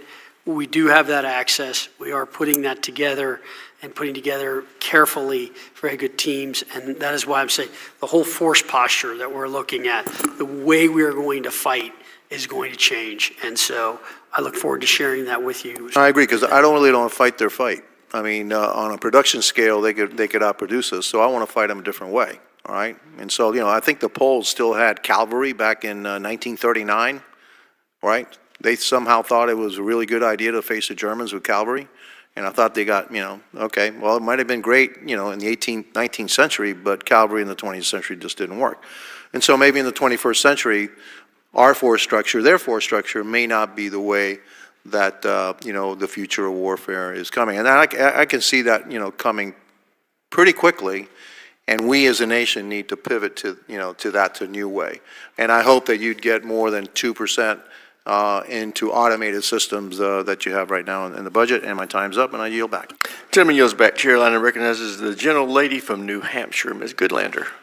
Thank you, Mr. Chairman, and thank you to our witnesses for being here today.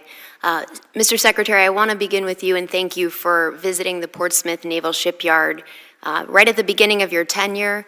You were there back in April, and I was very encouraged to hear from you, and I appreciate you too, Admiral, prioritizing what we need to do for our public shipyards. The Portsmouth Naval Shipyard is America's oldest public shipyard, and the men and women who work there have really hard and important jobs, and I appreciate what you've said about the need to support our shipyard workers.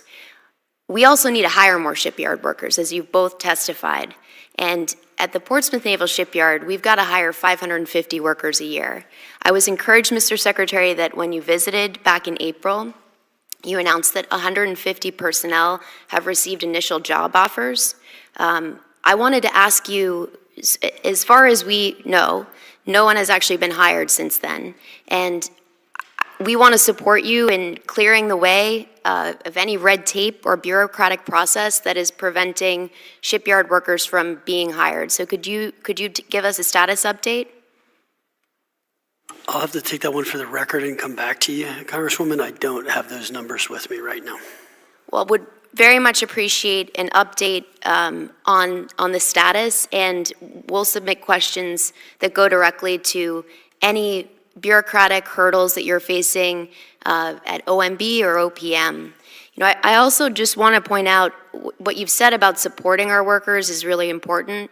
They're facing a real attack because of the president's executive order that seeks to really strip away fundamental rights of our unionized shipyard workers and federal employees across the board. One of my real concerns about H.R. 1, the GOP budget bill, is the elimination of the federal employee retirement system, the FERS annuity supplement, which is really so critical to helping federal employees who retire before the age of 62. It's bad policy, and it's hurting our shipyard workers and really federal workers across the board. And I want to just point that out. Mr. Secretary, I want to thank you for what you've committed to doing with respect to the audit. This is incredibly important. I will submit questions to you about what specific barriers you face in achieving a clean audit, which is so essential to public trust and to any functioning organization. And I also want to thank you for your commitment to the right to repair and for your candor in assessing the situation as it is, that this is just simply nonsense and an outrage that we can't fix our own equipment. And I look forward to hearing what steps you're concretely taking to ensure that we fix the way that we do contracts and we empower the Navy to repair its own and maintain its own equipment. General, I want to pick up on my colleague's line of questioning and ask you, and Mr. Chairman, I'd like to submit to the record an article from the Associated Press yesterday entitled "Pentagon Draws Up Rules on Possible Use of Force by Marines Deployed to LA Protests." Without objections, ordered. Thank you. General, can you please clarify what rules, the President's executive order do not specify what rules apply to any Marines who have been deployed to Los Angeles or who will be deployed domestically in the future? What rules apply and when were those rules written? Because according to this article, quote, the Pentagon was scrambling just this week on Monday to establish rules to guide U.S. Marines who could be faced with the rare and difficult prospect of using force against citizens on American soil. Ma'am, we're using the standing rules for the use of force, or SRUF. These rules emphasize de-escalation, use of non-lethal force, and the inherent right of self-defense for Marines and others. So SRUF, standing rules for the use of force. And General, you commit to providing this committee with a complete copy of the rules that are being distributed right now? Yes, ma'am. And when were those rules developed? Were they revised at all? I don't believe they were revised, ma'am. So it's always been clear from your perspective what rules apply, and it's the rules you just mentioned. Yes, ma'am. These are rules that we would use in any number of situations. Marines have training in crowd control, and they have these rules for embassy reinforcement. They have these rules for non-lethal situations, and they're trained to them. Thank you, General. And the 4 days of training, who is responsible for this training, and where is it being conducted? Ma'am, I am responsible for it, and the local commanders are responsible for it. It's being conducted at home station. Gentlelady's where they're time's deployed. expired. Chair, I recognize the gentlelady from South Carolina, Ms. Mace. Thank you, Mr. Chairman, and thank you to our witnesses for appearing before us today. South Carolina's Low Country has a long history as a maritime hub and commercial shipping channel, and it continues to play a critical role in sustaining our Navy's mission, supporting ship repair, logistics, and a skilled maritime workforce. Beaufort County is home to Parris Island and the Marine Corps Air Station Beaufort. We're enormously proud that we make Marines. For more than a century, Parris Island has been making Marines. At MCAS Beaufort, aviators gain the skills and resilience necessary to operate in the most challenging, contested environments across the globe while maintaining a high state of readiness to deploy and support of Marine Corps operations worldwide. Today, I look forward to discussing how we can build upon this strong foundation with sustained investment in infrastructure, expanded training capacities, and integration of cutting-edge technologies. The Low Country has the potential to play an even greater role in our national defense. So, General Smith, I have a few questions for you. I'll start with you this morning. The Marine Corps is undergoing one of the most significant transformations in its history as we modernize for the future of conflict. We must ensure the Corps' training continues to produce the most lethal force in the world. So, General Smith, are the key tenets of force design reshaping the Marine Corps view on the recruit training taking place at Parris Island? Yes, ma'am. Our recruit training hasn't changed. And what role will basic training play in building Marines capable of contested environment operations? Ma'am, basic training is designed to produce a basically trained Marine who will then go on to his or her specialty. So, again, our basic training, even though we're doing force design, our basic training remains unchanged. It is the standard by which we train a Marine.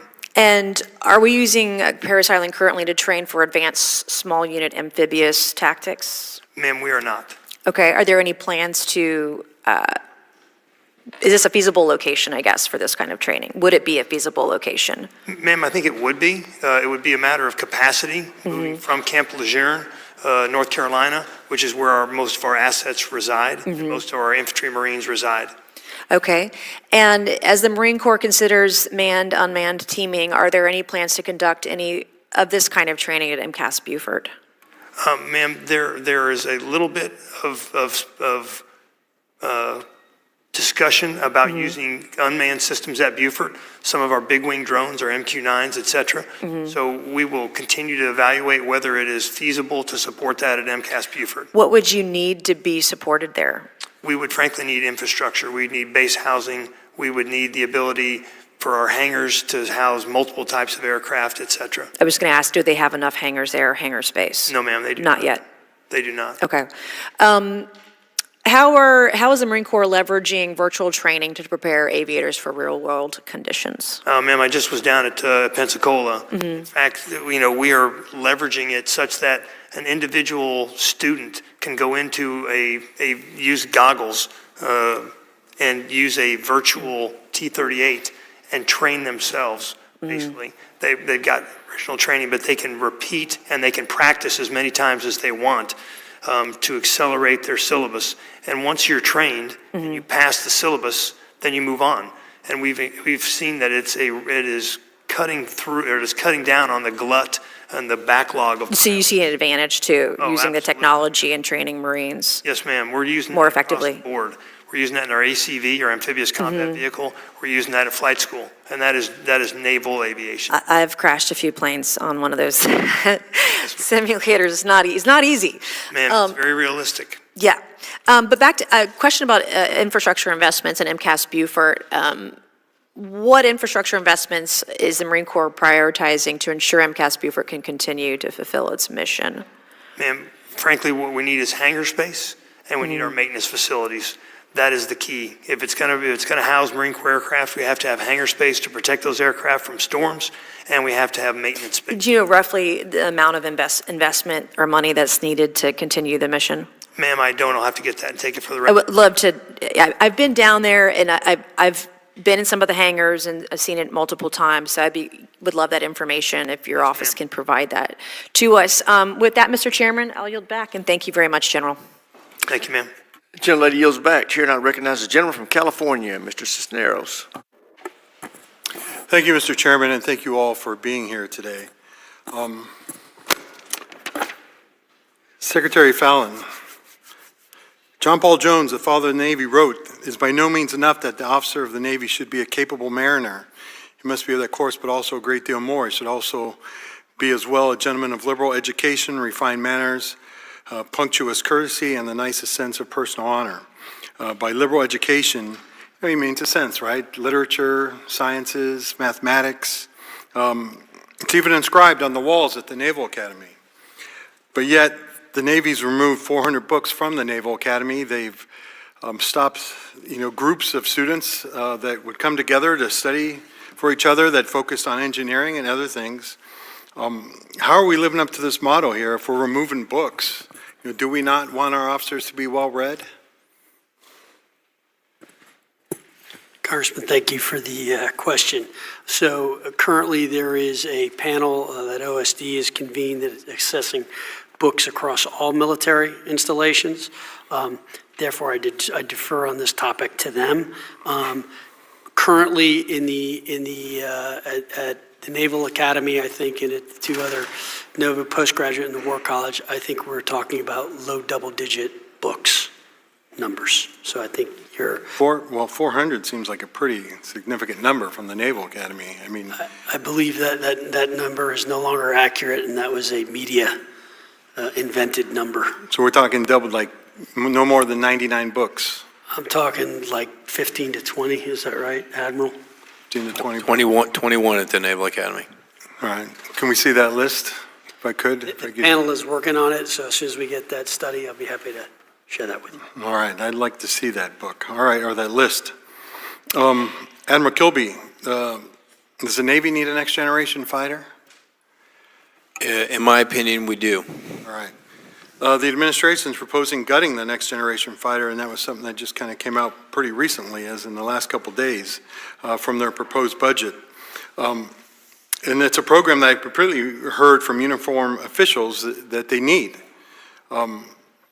So how do you reconcile this? How are you moving forward to kind of ensure that we are going to have the research funds in order to ensure that we can move forward with a next-generation fighter?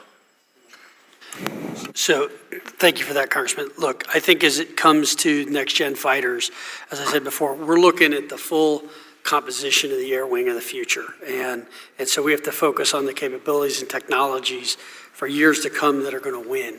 And that includes manned and unmanned platforms that we have to look at. I do not have a lot of confidence. All of our programs are in trouble. We have a number of companies that are not performing. We've got to get those done. So I think looking at this system, 6th Gen is important, and I know it's important to the Admiral, and he should always give you his best military advice. I think we're looking at the whole panacea of what we've got, and then how we can, what makes the most sense to use in the future. And so I think we have to get more confidence in the base. This is a system that, you know, as I said in my opening statement about readiness, readiness means like ready, like today and then in the future. And how is that future changing, and how do we think about that? And so we're looking at it, evaluating it, and trying to make sure that we're not back here in 2 years saying, we told you it was going to cost X, it's actually going to be X plus 50, and by the way, it's going to be late. So that's really what we're trying to do. Well, look, I think the Navy has a bigger challenge than anybody else with the high expensive cost of the items, right? Everything from ships to fighters to the missiles and everything that they need, the weapons. And trying to balance that all is definitely a challenge. But we need to ensure, right, that we continue to move forward, as you said, right, readiness today, but also to develop for the future. And that is something that I am willing to work with you there. Whatever we can do to help support that mission, right? We want to ensure that we can do the fight today, but also prepare for the future. So with that, Mr. Chairman, I yield back. Gentleman yields back. Chair, and I recognize the gentleman from Texas, Mr. Luttrell. Thank you, Mr. Chairman. Good afternoon, gentlemen. The Department of the Navy is currently spending tens of millions of taxpayer dollars per year to develop custom-built software on top of proprietary low-code platforms for its electronic procurement systems, or EPS. However, in 2024, NAVWAR technical review of EPS cited delays, platform immaturity, outdated architecture, and limited functionality after a decade of the program's development. Secretary Phelan, given the administration's focus on integrating commercial solutions to achieve greater efficiency, why is the department not, or is it competing this program for a more innovative, scalable, and cost-efficient off-the-shelf solution? We're reviewing all of our IT systems and all of our systems, and we've canceled some already. So Navy HR, which had a bunch of redundancy that was not working, and we had a contractor who could not fulfill the obligation. So I don't have that specific one, Congressman. I'll come back to you on it, but all of them are being reviewed. All of those contracts are being reviewed to remove redundancies, and if they're not working, we're going to get rid of them. I can tell you as someone who, I get for me just to send a 3-sentence email from my office takes almost like a minute. That's how bad the systems are. That's just in the Pentagon. So we need to update our systems. We need to analyze all of these. That is going on, and we're working very hard on it. But I don't have an answer for you on that specific. Yes, sir, I understand that redundancy. I mean, it's almost, you can't even say the word government without having the word redundancy built in on top of it. Are you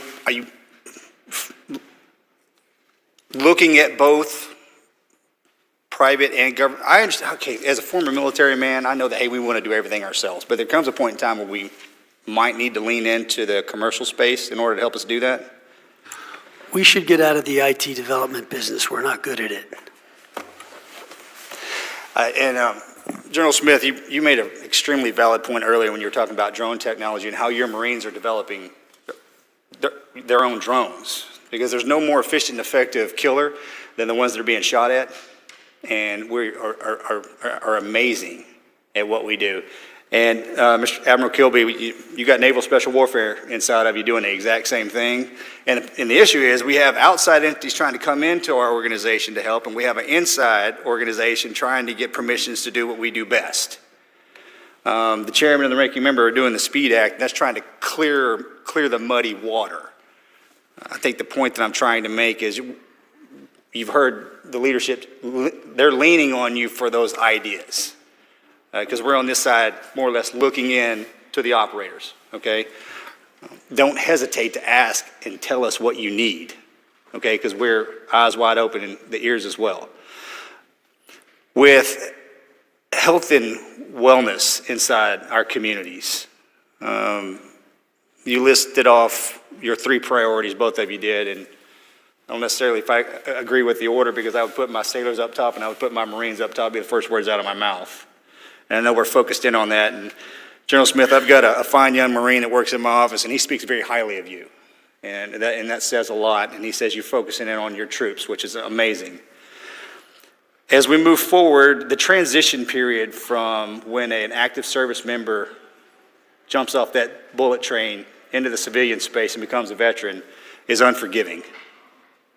There's really nothing on the outside to catch us. Mr. McGuire, can you lean to the right just a little bit, please? Thanks so much.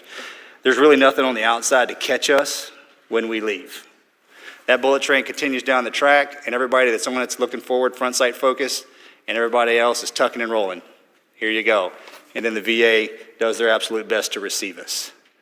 I think there's a breakdown in communication from active duty and the hot handoff to the VA. And I'm probably pretty certain that you guys are concentrating on that, but we need to concentrate a lot harder, because my number one issue as a member of Congress is to get our veteran suicide rate from over 6,000 a year down to 0, okay? But I need your help. Fair enough? Absolutely, sir. Thank you. Concur. Thank you. Mr. Chairman, I yield back. Gentleman yields back. Chair now recognizes the gentleman from California, Mr. Carbajal. Thank you, Mr. Chairman, and thank you to all the witnesses here today. General Smith, it's good to see you. As a member of the Joint Chiefs, you serve as a military advisor to the Secretary of Defense and the President. Is that correct? That is correct, sir. Were you involved in the decision to mobilize 700 Marines to the streets of Los Angeles? Mr. Secretary or Congressman, I was not involved in the decision to mobilize, but I was involved in the decision of who to mobilize. Thank you.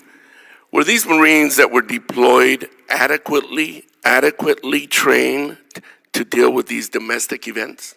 They have been trained before they deployed, yes, sir. How long were they trained for? They were trained for multiple hours. Hours? Give me days? Well, I would say over the course of a couple of days, they received multiple hours worth of training. Is that adequate training? That is, sir.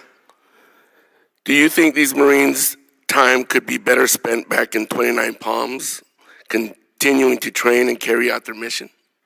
Well, sir, I'm compliant with all lawful guidance, so I won't get into, what they should or shouldn't be doing. But we were given lawful guidance to deploy that battalion, and that battalion has deployed. Have there been discussions about mobilizing additional Marines to LA or other places throughout the country? No, sir, not to my knowledge. Thank you. If domestic mobilizations continue, do you think this will erode public trust in the reputation of the Marine Corps? Sir, I think the Marines are going to conduct themselves with the same dignity and professionalism that they always conduct themselves with, and they will continue to bring credit to the Marine Corps regardless of the mission they're assigned. Can you elaborate as to what they can do and cannot do as Marines on domestic soil? So I can, sir. They are underneath, they're supporting NORTHCOM. Their mission, as directed by the SecDef, directed NORTHCOM to assume command in order to protect federal property and federal personnel. That is their mission, sir, protect federal property and federal personnel. And in doing so, for example, can they fire warning shots? No, sir, we do not fire warning shots. Thank you. Secretary Phelan, if Congress gave the Marine Corps, let's say, a check for $134 million, what would you spend this on? And could that be used to increase the quality of life for our Marines or help deliver capabilities to the warfighter?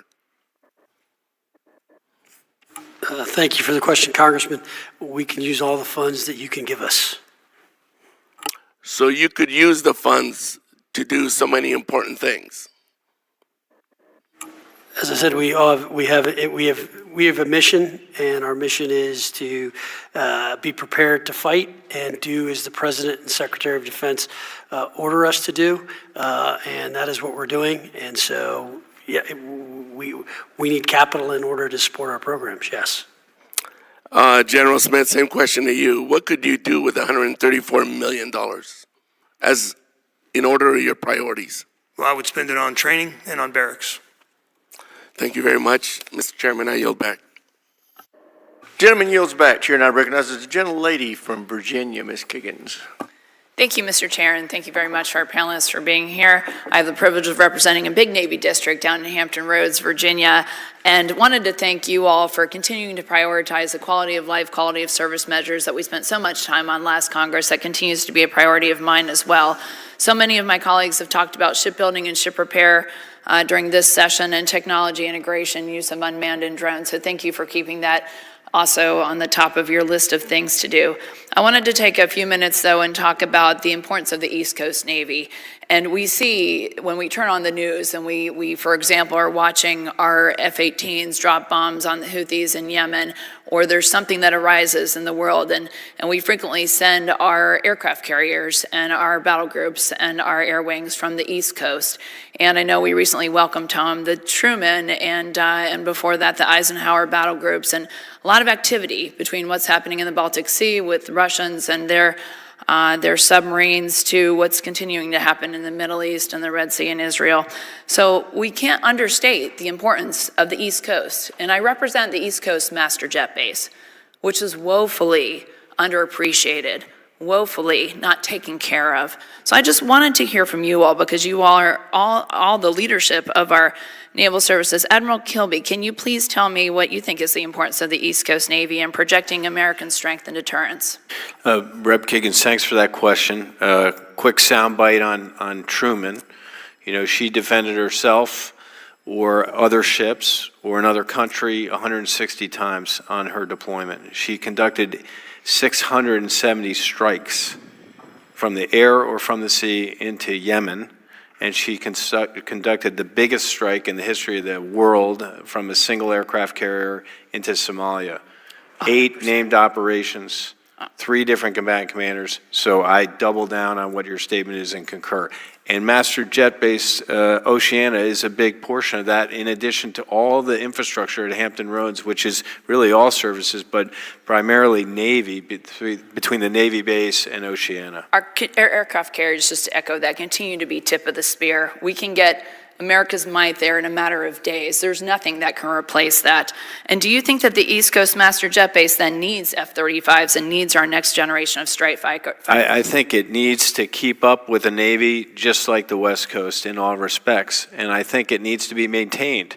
So there's a infrastructure thing that the Secretary and I are after to include hangars and all runways and piers and all those things. And I, when I was the Deputy Commander of Fleet Forces, I went to Master Jet Base Oceana and concur wholeheartedly with what you're saying. Can I get your commitment in the strategic laydown planning that will be happening very soon, that will be prioritized, our East Coast Master Jet Base? I know the Marines are being taken care of. They have, I believe, 4 F-35 squadrons.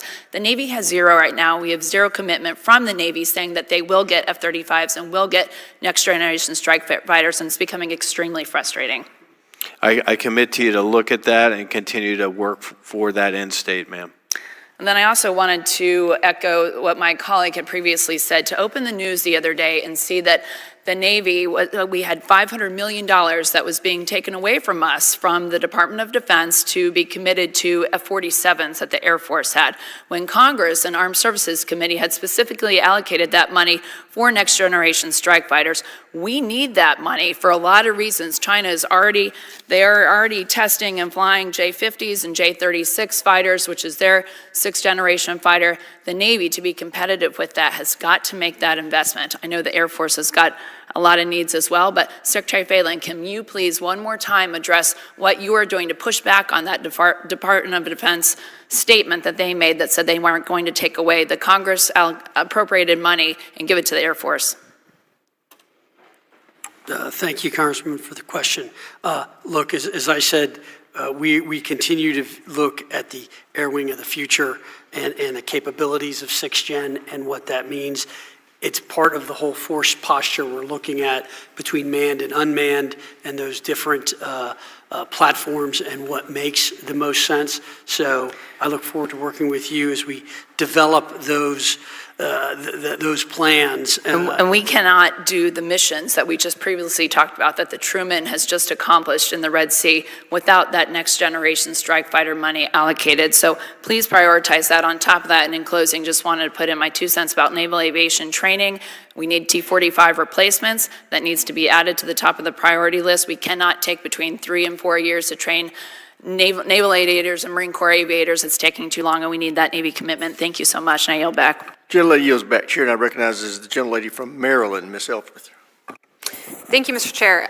Thank you, gentlemen, for being here. I want to build on some of the questions my colleagues started regarding preparing for the future of warfare.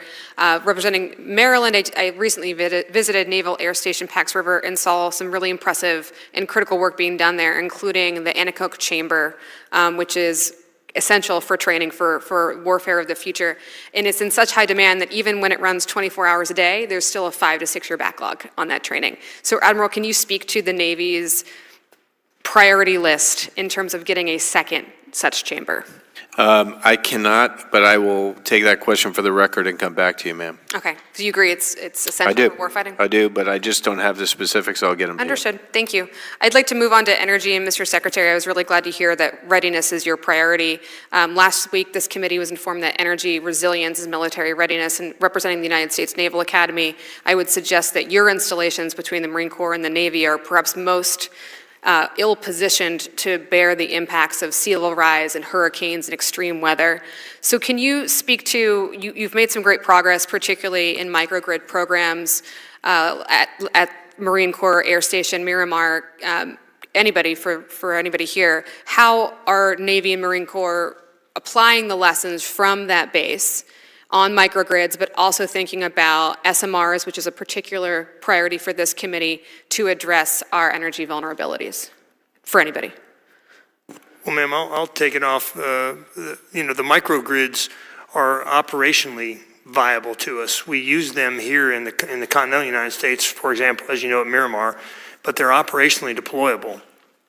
Our goal is to be able to produce our own energy when forward deployed, to need less, to be able to operate in a contested environment while producing our own energy. using solar panels, et cetera, to be able to power radios, because sometimes just the radio having a battery is enough to get the job done. So we're committed to continuing to do that for tactical reasons, not necessarily environmental reasons, but for tactical reasons. I totally agree, and all of the above approach to energy generation, resilience, storage is incredibly important for infrastructure and for readiness. Mr. Secretary, I was also really grateful to hear you admit that we have historically, everybody, underinvested in infrastructure. And I would add personnel and training to the definition of infrastructure.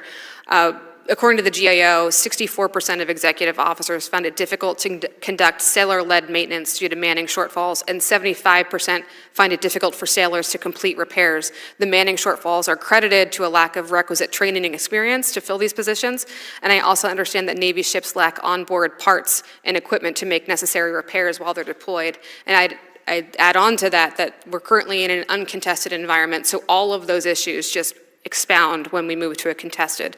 What specific steps are we taking to mitigate this direct link between manpower deficits and material readiness problems in the fleet, and how are we addressing the lack of pre-positioned parts on board ships? Can I take that, Representative Elthworth? I'd agree with you. I do think there's a component that we're addressing through recruiting and training and getting sailors to ships at the apprentice level, which includes those logisticians that will handle those parts. There's also a commitment from me to fund our repair parts to where they need to be. And thirdly, I think there's an opportunity to really pressurize our jumping into this additive manufacturing space a little bit more aggressively than we have, and I'm working on that with the Chief of the Supply Corps, and have just asked each community leader to give me their top 10 degraders to see if we can't make that, you know, equal with the first choice instead of the last choice. So we have work to do here. I love that approach. I look forward to seeing that in the full budget whenever we do get it. And I think this is a good opportunity to double down on the chairman's comments about this being the latest we've ever received. We still don't have a budget, so it's difficult for us to do our constitutionally mandated job of oversight in this environment. And Admiral, I couldn't agree with you more. This is a moment in time where we have a bipartisan, once-in-a-generation commitment to shipbuilding, yet I'm not seeing that reflected in the president's skinny budget. And this is the last time you'll be in front of this committee this year. So can anybody speak to the fact that we are roughly 46% down in funding for shipbuilding in the skinny budget versus FY25? That seems like a real mismatch in our stated priorities. I think, look, as I said earlier, we continue to work with OSD and OMB on the budget and through the numbers, and I think that we are pushing very hard, and I believe it will show a commitment to shipbuilding and a signal to the industry that we are taking it seriously. I look forward to that full budget. Thank you. As I've mentioned earlier, I know it's not your fault, and I've been trying to send a signal to OMB to get us a budget, and I'm very frustrated by the situation we're in, but I know where the problem's stemming from. Gentleman from Guam is recognized. Mr. Moylan. Chairman, thank you for convening this hearing today with our distinguished witnesses. Secretary Phelan, thank you for making the long trip to Guam. Your visit to the military housing was, I'm very pleased that you did that, and you were able to condemn some of the barracks there because of health and safety reasons, and you ordered Camp Blas to be open for our sailors and Marines on Anderson Air Force Base, Guam. Thank you very much. And can you provide, Secretary Phelan, this committee some highlights of what you saw during that inspection? Yes, thank you for the question. So I was very upset because when I was driving by, I saw a very pristine golf course, and then I saw a set of buildings that I thought should have been condemned. And when I found out that there were sailors and Marines in it, I was apoplectic. I then went in and visited 3 different rooms, one that had black mold all over the wall, another one where there's no air conditioning whatsoever, in fact, in all 3 rooms. It was deplorable, just to be perfectly honest. And I was frustrated because we did have Camp Blas done. I was told that it was going to take 4 or 5 months for that to get approved. I had walked the new barracks and had been in them. The air conditionings were working, everything was working, and I basically said, they need to get into that building, and they need to get into it. You got 5 or 7 days, and if that doesn't happen, whoever's holding up that decision should go move into the barracks where those guys are staying until they're prepared to make that decision. Now, what I did see in Guam is some very also impressive things that we're doing in general there. So it is a critical station for us for a couple of different things that we do. You know, I saw really nice brand new facilities that have been built, you know, the training that is going on there and the sorties that are going on are pretty, you know, it's a busy place, I guess is what I would say. Thank you, Mr. Secretary. And because of your efforts and your great concern for our troops there, Vice Admiral Gray did direct a comprehensive study of all Navy and Marine Corps facilities on Guam. Can you provide us with any updates on any of the inspection for that? I'm still awaiting the final report, but did you have those numbers? Yeah, the numbers are relatively small. 5% of the barracks that were expected fell in that condition, and we're taking action to move sailors out of that. Overall, the Navy's made progress in barracks. We went from 24% poor to 21%. That doesn't mean where we need to be. We need to continue after it until we have 0% of our barracks in poor condition. But we are increasing our focus on this area and taking action as the Secretary has directed. Thank you. And anything we can do in Congress, that's what we're here for. Please let us know. In addition to that, Secretary, we talked about unaccompanied housing. How is the scrutiny for family housing on Guam? Are we doing the same level of inspection?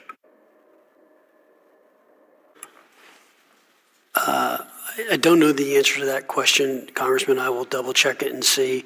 I did visit some of the different unaccompanied housing there, and I think that all of the old facilities there are probably not in great shape, if I'm being perfectly honest. And so I think we need to upgrade it in general.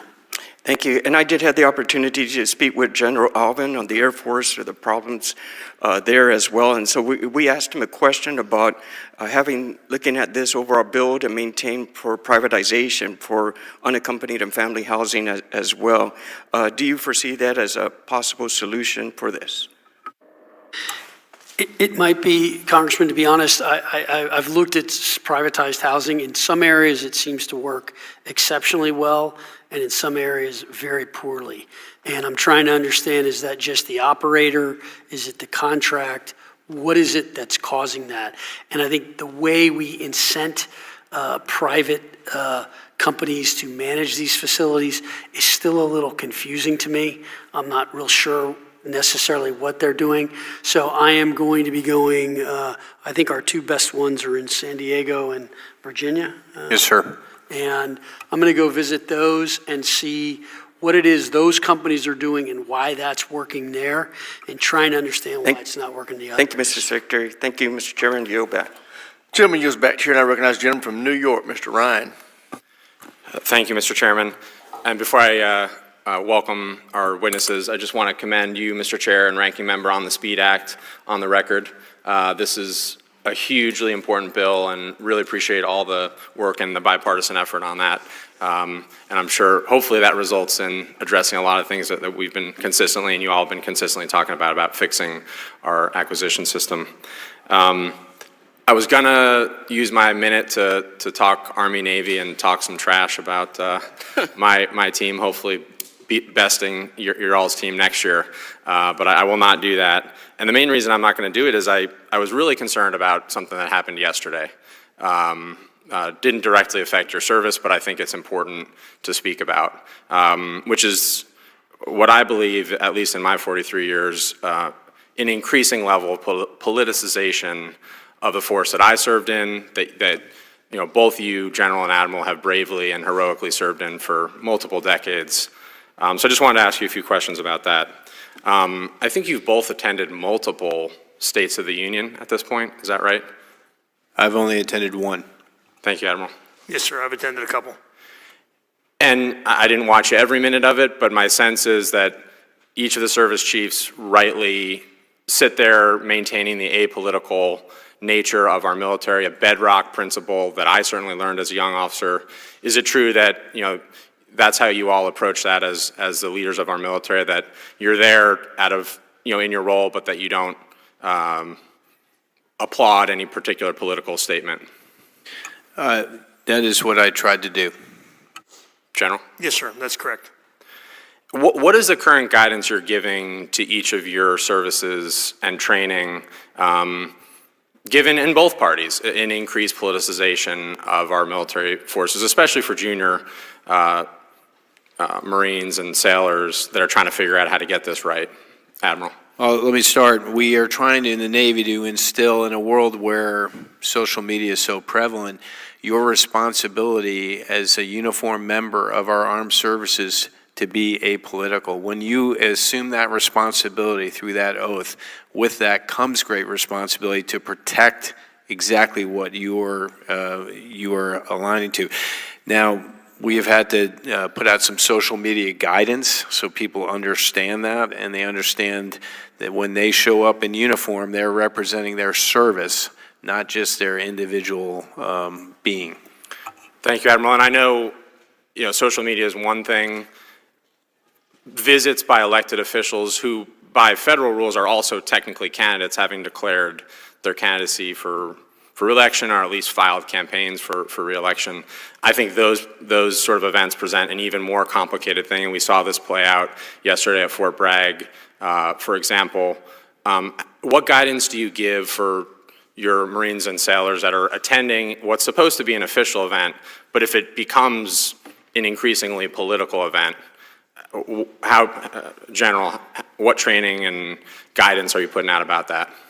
Because I'm concerned we're putting our folks in a tough position right now.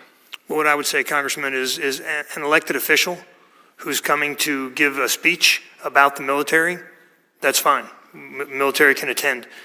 They can't participate in the dialogue. Yeah, I'm saying when that official visit becomes overtly political, whether that's wearing a campaign hat, for example, or using, in my view anyway, overt political rhetoric. And what guidance or training are you giving to your Marines about that? Well, we don't give Marines any training on that. They don't participate, they participate in the political process at the ballot box, but they don't participate in the political dialogue. I do think it's important, given what happened yesterday, for both of you to look at that. I think some of those Army soldiers were put in a really tough position. I don't blame that on them. I don't blame it on the leaders on the ground there, but I think we're crossing lines every day that I'm concerned about, and would ask each of you to think about what do we need additional guidance or training there. I don't have the answers yet, but I don't want to put our brave young men and women in a tough spot where they might think they're going to an official event, but all of a sudden it feels an awful lot like a campaign rally. And I say that having watched the Commander-in-Chief wear a MAGA hat at West Point graduation, which to me was unacceptable politicization of a day that should be about celebrating those 1,002 brave young men and women who graduated that day. So thank you, Mr. Chair, and yield back. Gentleman yields back. Chair now recognizes the gentleman from Louisiana, Mr. Higgins. Yes, Mr. Chairman, making America great again, one hearing at a time. Welcome, gentlemen, to testify before us. As Secretary, a point of personal privilege as a former enlisted soldier, it was uplifting to hear how you responded regarding the housing requirements and the challenges we face in Guam. And I asked to put on your radar that my office certainly stands in support of any endeavor that you pursue to make sure our soldiers, sailors, Marines have a decent place to lay their head as much as possible. Sometimes that's no place to lay your head.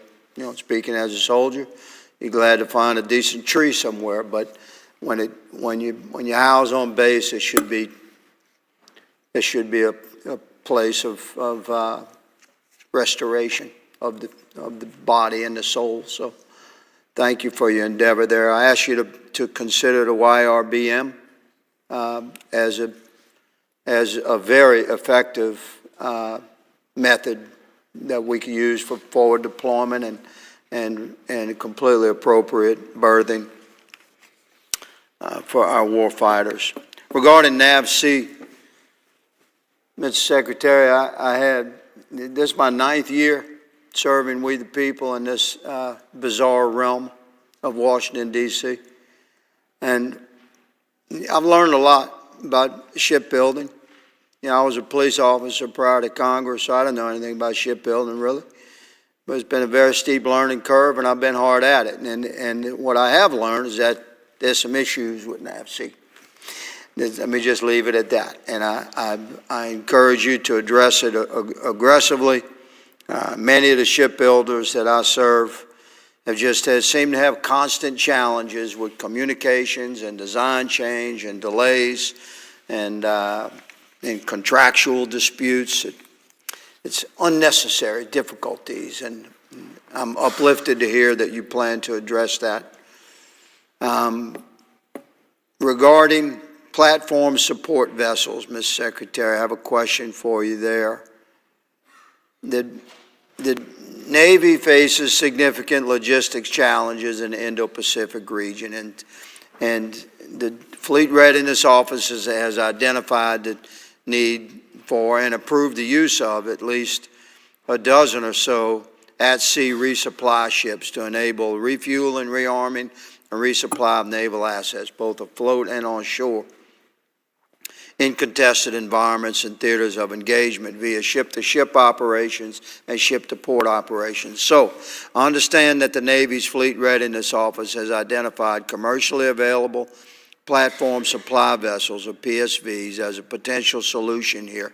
Will you speak to that versus the time and expense of building vessels as brand new? Admiral and Secretary General. Yeah, I'll start. We are focused on 1 January 2027. I think there's an opportunity to use some vessels that exist today, not just for resupply and supply, but also for other things, counter C5ISRT and others, as we transition to this hybrid fleet. So I think it's an and answer. I don't think it's an or answer, and I look forward to working with you, sir. Yes, sir. Excellent. My dad was a Navy guy, so I learned to speak the language. By the way, Admiral, I can follow you. General? Sure, I think anytime we can use a commercially available vessel that's already extant, we should. It may not suit all of our needs, but if it meets 80% of our needs, then we got to call that good enough and move on. So I'm a big fan of using things that are extant now because it reduces the time burden, and time is the one thing in combat that you can't buy back. Well, roger that. Mr. Secretary? As I said, all options are on the table, and that's one we have to definitely consider. I mean, it's, as I said, there's the short term and long term, and we've got that is a big problem, and as the Navy likes to call the Indo-Pacific, we've got the tyranny of distance, so we need ships, and if that's the right answer, that's what we're going to do. So we've covered, thank you, Mr. Secretary, we've covered like 2 essential topics here as it relates to readiness and deployment and shipbuilding. That's the YRBM as a solution for berthing and platform support vessels reconfiguration to serve our purposes. As we look at the budget, I look forward to discussing that. Thank you, Mr. Chairman. I yield. Gentleman yields back. Chair now recognizes the gentleman from Illinois, Mr. Sorensen. Thank you to our chairman and our ranking member. Good afternoon now to our witnesses, Secretary Phelan, Admiral Kilby, and General Smith. Thank you for your many years and your dedication to our great nation. I proudly represent the heart of Illinois, home of the 182nd Airlift Wing in Peoria. They are the experts on board C-130s, which can do everything from airdropping our troops into hostile areas, landing on nearly non-existent runways, to weather reconnaissance. But I must share a story. My grandpa Sorensen proudly served as a photographer in the United States Navy during World War II to support air missions. There are 9 framed photographs framed on the wall above my desk on Capitol Hill. You know, I know he would have been proud of me, having learned the reasons from him why we support those who serve us today. Today, the Navy Reserve flies the aging C-130T Hercules model as the Navy's only tactical medium intra-theater airlift capability. Secretary Phelan, can you speak to the importance of the Navy Reserve C-130s and why we must capitalize to the newer KC-130J models? I'm going to defer to my colleague here, Admiral Kilby, to give you. Great. So I do see a key component to transition, sir. I think we're roughly half legacy aircraft and half new aircraft. The new aircraft, of course, has a refueling capability, which is super important in the Pacific.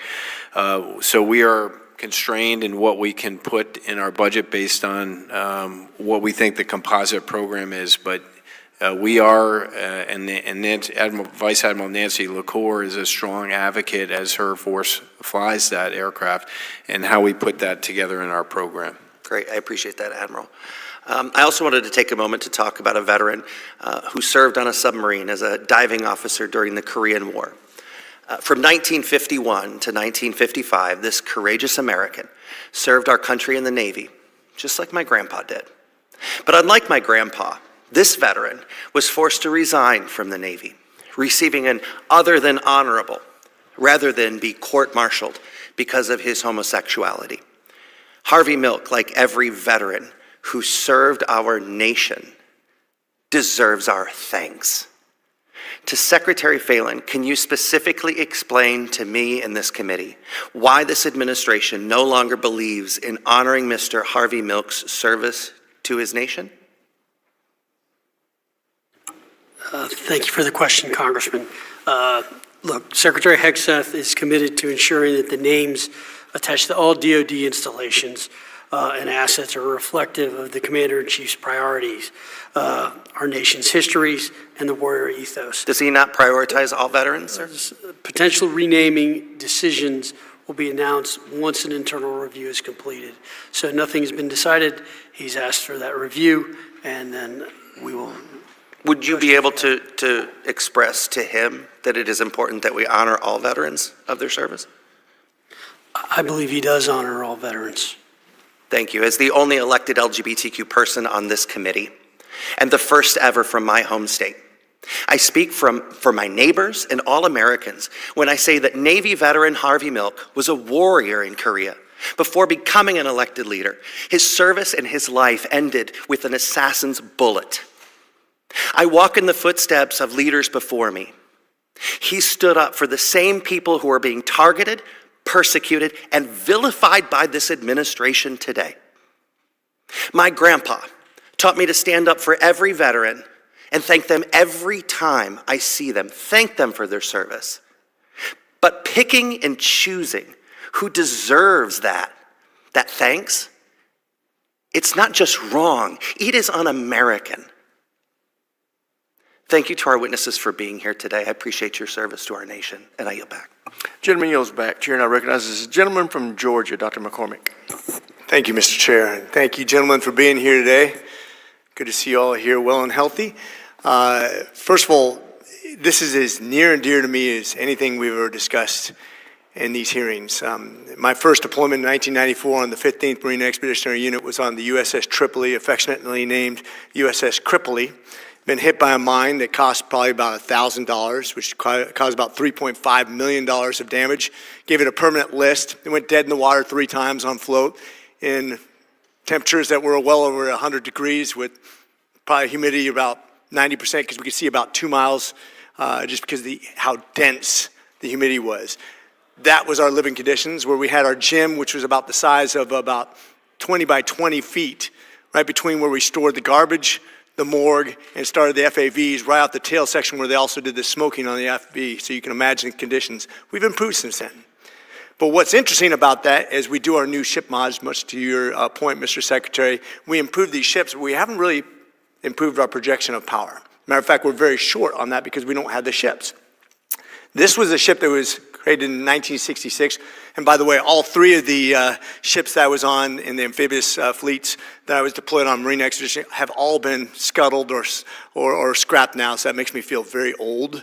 But when we look forward and we see the shortcoming, when I came in, we were projecting a 600-ship Navy with the Reagan era. Now we're just trying to literally have enough to deploy to where we're supposed to go. My question is, why not, Mr. Secretary, take a ship, an old LHA, and remod it and actually have a ship ready to go until we have a replacement with a smaller investment of time and money until we're ready for the next step and we have a ship actually ready. I know it costs money, but does it cost as money and time as it does with these new ship mods that are getting way over budget? As you said, 57% over on the best case scenario, with a delay of at least 6 months with the best case scenario. Why not hold on some of those ships so we have projection of power? Because no matter how much we have of drones and all the new technologies and all the things we're doing to recreate our services, we don't have projection of power. You cannot replace that with a number. You cannot replace that with a drone. Why not do something in the short term to put that patch on there when we have a real significant challenge over in the Chinese seas and other areas where we need to project power right now? So I'll let the Admiral give you specifics because we are doing this in some cases, particularly like on the Ohio-class subs and things like that. I think it's really a question of, one, what does it take to get those ships back online? Two, the costs of doing that. Three, the timing. So our issue is we have a shortage of workers. It's just, so if I take someone off a Columbia-class sub and to remod a ship to get it out there, I'm just going to extend that. And so that's, I think, difficult. I don't think it's as simple, and I'll let the Admiral comment on it, as just taking it out of the yard and putting it back in. And I think a lot of these ships, unfortunately, sit in the yard too long. Our maintenance schedules are too long. There are a number of these things compounding themselves, but let me let the Admiral maybe address it. I'll try to be brief. I think we should look at that. It's something that we should look at. Our history here hasn't been good.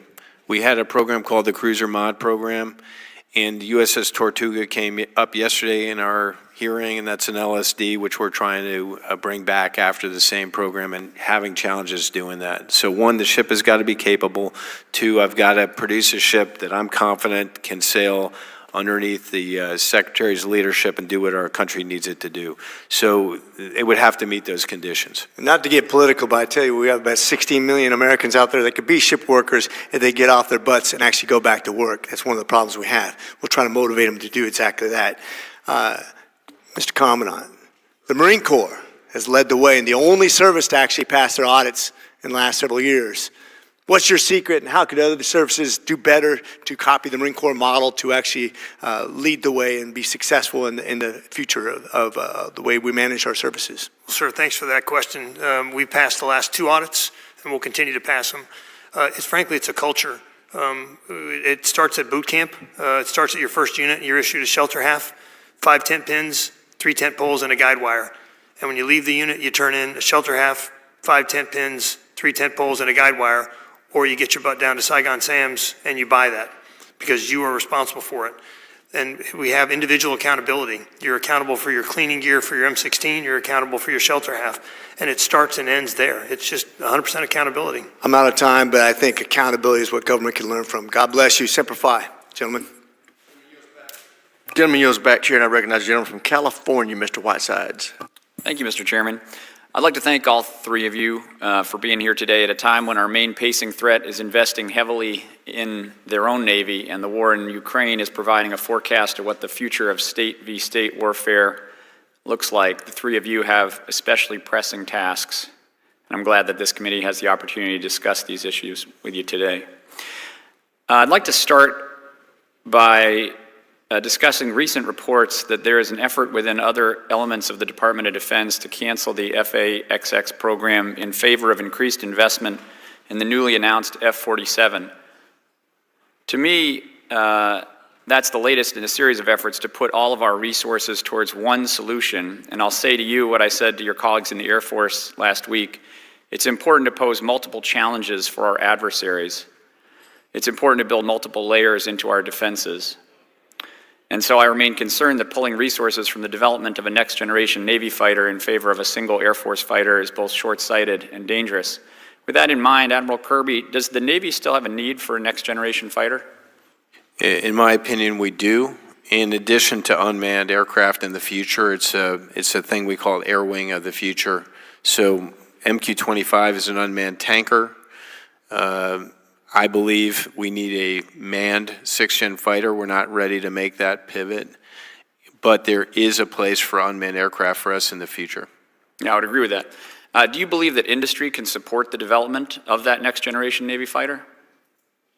It's probably not I don't have an opinion on that because I haven't studied that, but my opinion is the Navy needs that fighter.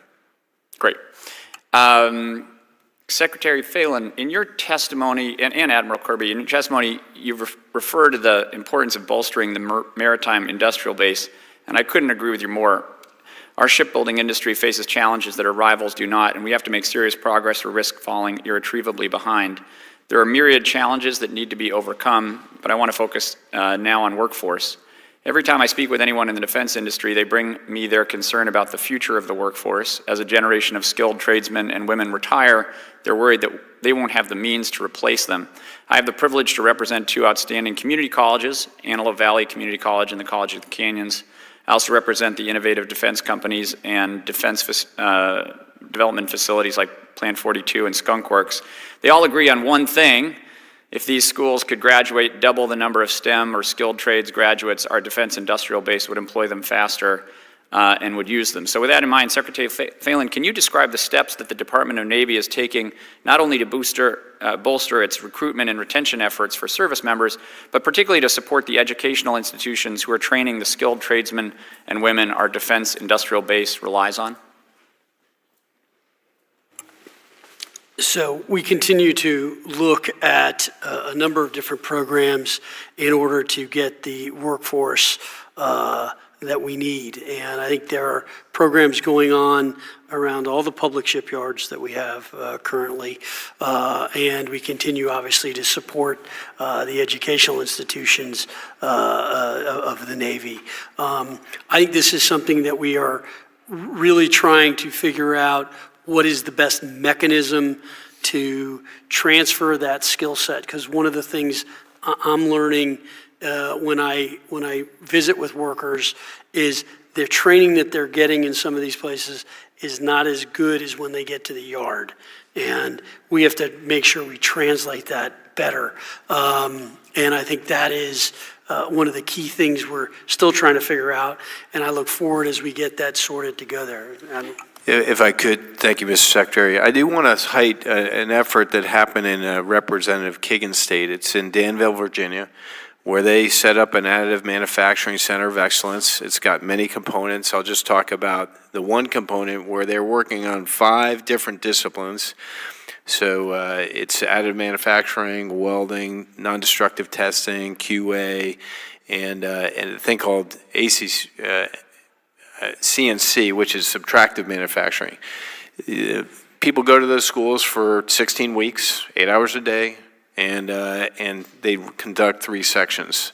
At full bore, that system will produce 900 people a year to go in the defense industrial base with a 90% placement. That is a great model for us. That's fantastic. And we have similar programs in the Antelope Valley around composite manufacturing. I think that is one of the pathways to the future. Thanks for your time. I yield back. Gentleman yields back. Chair, and I recognize the gentleman from Virginia, Mr. McGuire. Thank you, Mr. Chairman. Thank you to our witnesses. Good to see everyone again. And again, we wouldn't have a country without our men and women in uniform. Thank you. Your job is super important. And that was a great segue because Danville, Virginia, ATDM is in my district. So Admiral Kilby, in late April, you actually visited the Accelerated Training and Defense Manufacturing ATDM Summit at the Institute for Advanced Learning Research, IALR, in my district, Danville, Virginia. And during a Defense Appropriations Subcommittee hearing, you highlighted the value of the additive work being done at ATDM. And as you said, they do additive and subtractive. You have a quote. I have a quote here from you. It says, "This part was produced in Danville, Virginia. It is a part required to fix a helo hangar door. When we went to go look at how to make that part, or if it was available in the stock system. It was not. It would have taken 40 weeks to make that part, this part through the traditional means. But Danville made that part in 19 days. And you went on to mention that it could happen in 5 days today, because now they have the IP and would be on hand, and they could knock it out a lot quicker.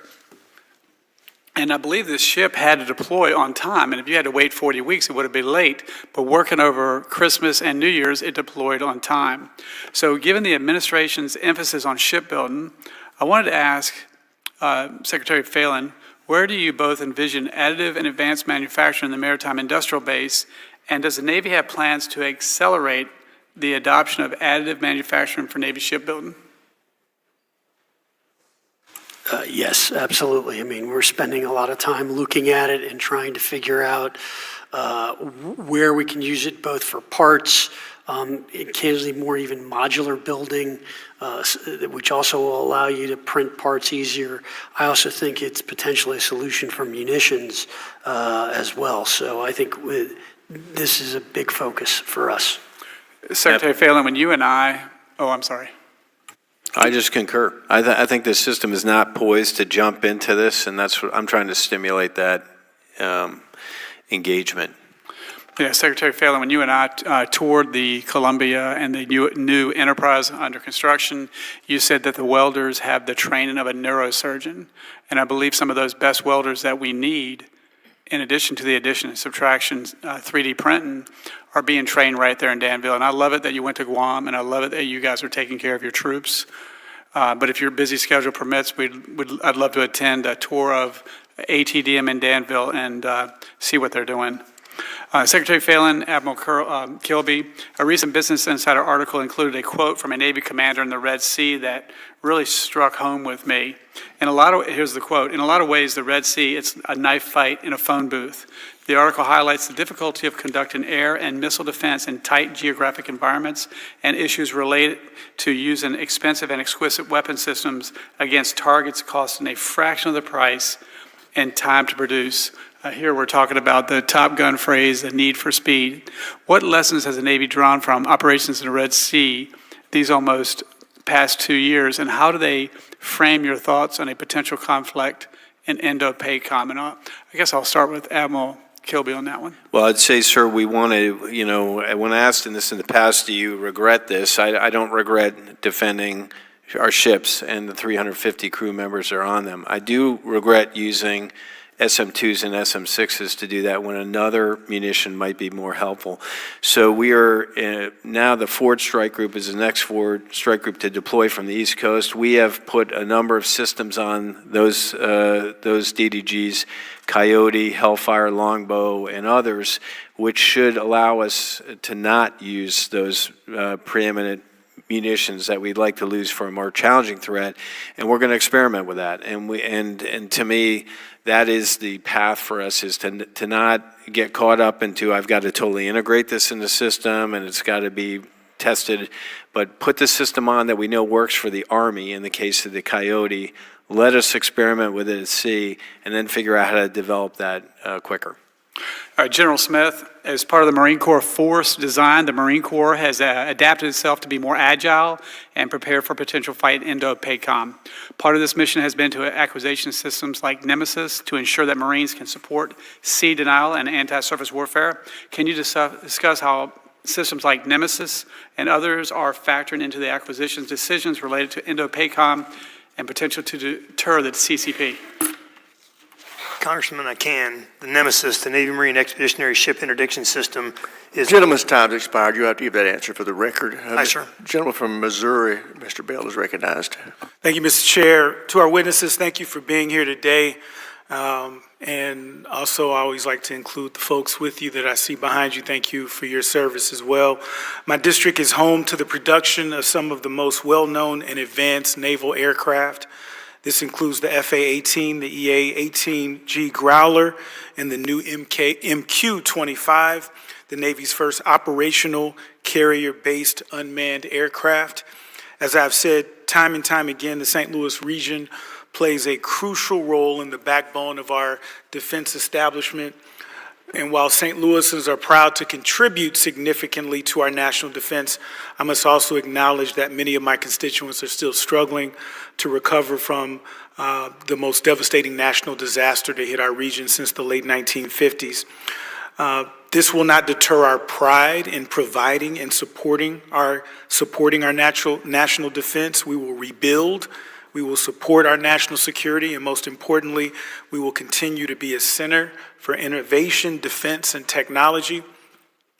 The MQ-25, built in my district, is an accelerated acquisition program producing the U.S. Navy's first unmanned platform dedicated to its carrier air wings.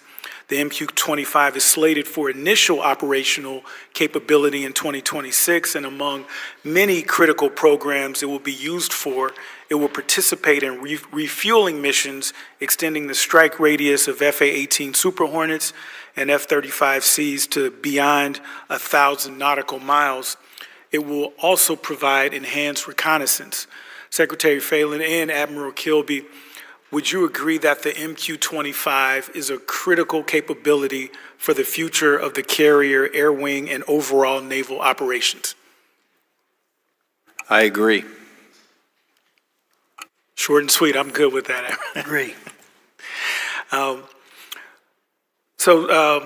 Given the current plan to procure 3 MQ-25s, wouldn't adding a 4th aircraft in FY26 further enhance naval readiness and operational flexibility, particularly in preparation for potential contingencies in the Indo-Pacific region? Yeah, it will. We want to get that aircraft out there as soon as possible. We want to integrate it with the air wing. That is, not only does it do all the missions you describe, but it also has a secondary benefit in that it trains our apparatus to do unmanned and manned flight ops at the same time. So there's a thing there that we have to really get through, and I believe that'll be almost a dam breaker. Once we figure that out, we'll be able to introduce capability much faster, whether it's sensing, reconnaissance, or potentially even lethality from a munitions perspective. But MQ-25 is the key for us. Secretary, anything? Did you associate yourself with those remarks, or agree, disagree? Okay, thank you. There have been reports that the Pentagon may be considering delaying or even reallocating funds away from the development of the Navy's 6th-generation fighter program. While I understand the sentiment of many in seeing the FA-18 production, or seeing the end of the FA-18 production, my priority is ensuring that our Navy is equipped with the most advanced aircraft possible to maintain strategic positioning across the globe, especially in the Indo-Pacific region. Admiral Kilby, can you speak to the potential ramifications of further delaying the development of procurement of the Navy's 6th-generation fighter? Yes, in my opinion, I believe the 6th-generation fighter is necessary for the Navy, just as it is for the Air Force. So to me, the thing that drives that necessity is the threat. And that aircraft is specifically designed to counter that threat for both services. So I believe it is important for us to produce a 6th-generation fighter and do all the things you discussed earlier, which is to create an air wing that is manned and unmanned and gives us the flexibility from the most survivable airfield, the ability to do what we need it to do. So to me, it's important to continue onwards here because I think China is not slowing down, and we shouldn't slow down either. Thank you. I yield back. Gentleman yields back. Chair now recognizes the gentleman from Indiana, Mr. Mismer. Thank you, Mr. Chairman, and thank you to all the witnesses for being here today. Secretary Phelan, my district is home to Naval Support Activity Crane, the largest Navy base in the continental U.S. and the 3rd largest in the world, and home to NWSC Crane. Crane is at the epicenter of our defense industry and has one of the fastest growing hubs for the defense industrial base. But before I get to my questions, I'd like to extend an invitation to you and Admiral Kilby to come to Indiana's 8th District and see Crane and the great work my constituents are doing. Love to do that and look forward to it. Outstanding. Thank you, sir. Okay, absolutely. Secretary Phelan, both the executive order on restoring maritime dominance and the SHIPS Act aim to revitalize shipbuilding industry, not in just coastal shipyards, but deep into America's interior places like the Midwest along the Ohio River and the Great Lakes that have an abundant industrial potential. Can you describe how you plan to implement the President's EO and comment on how the Navy will use our nation's interior states who have a huge industrial manufacturing capability, such as Indiana, to bolster our shipbuilding industry? Thanks for the question, Congressman. Look, we're still going through the EO and ways that we can apply that. That EO is more focused on commercial right now, and so we're trying to figure out the military angle from that. And as I said earlier today, incorporating military design in our commercial shipbuilding, I think, is something we really need to look at and try to implement.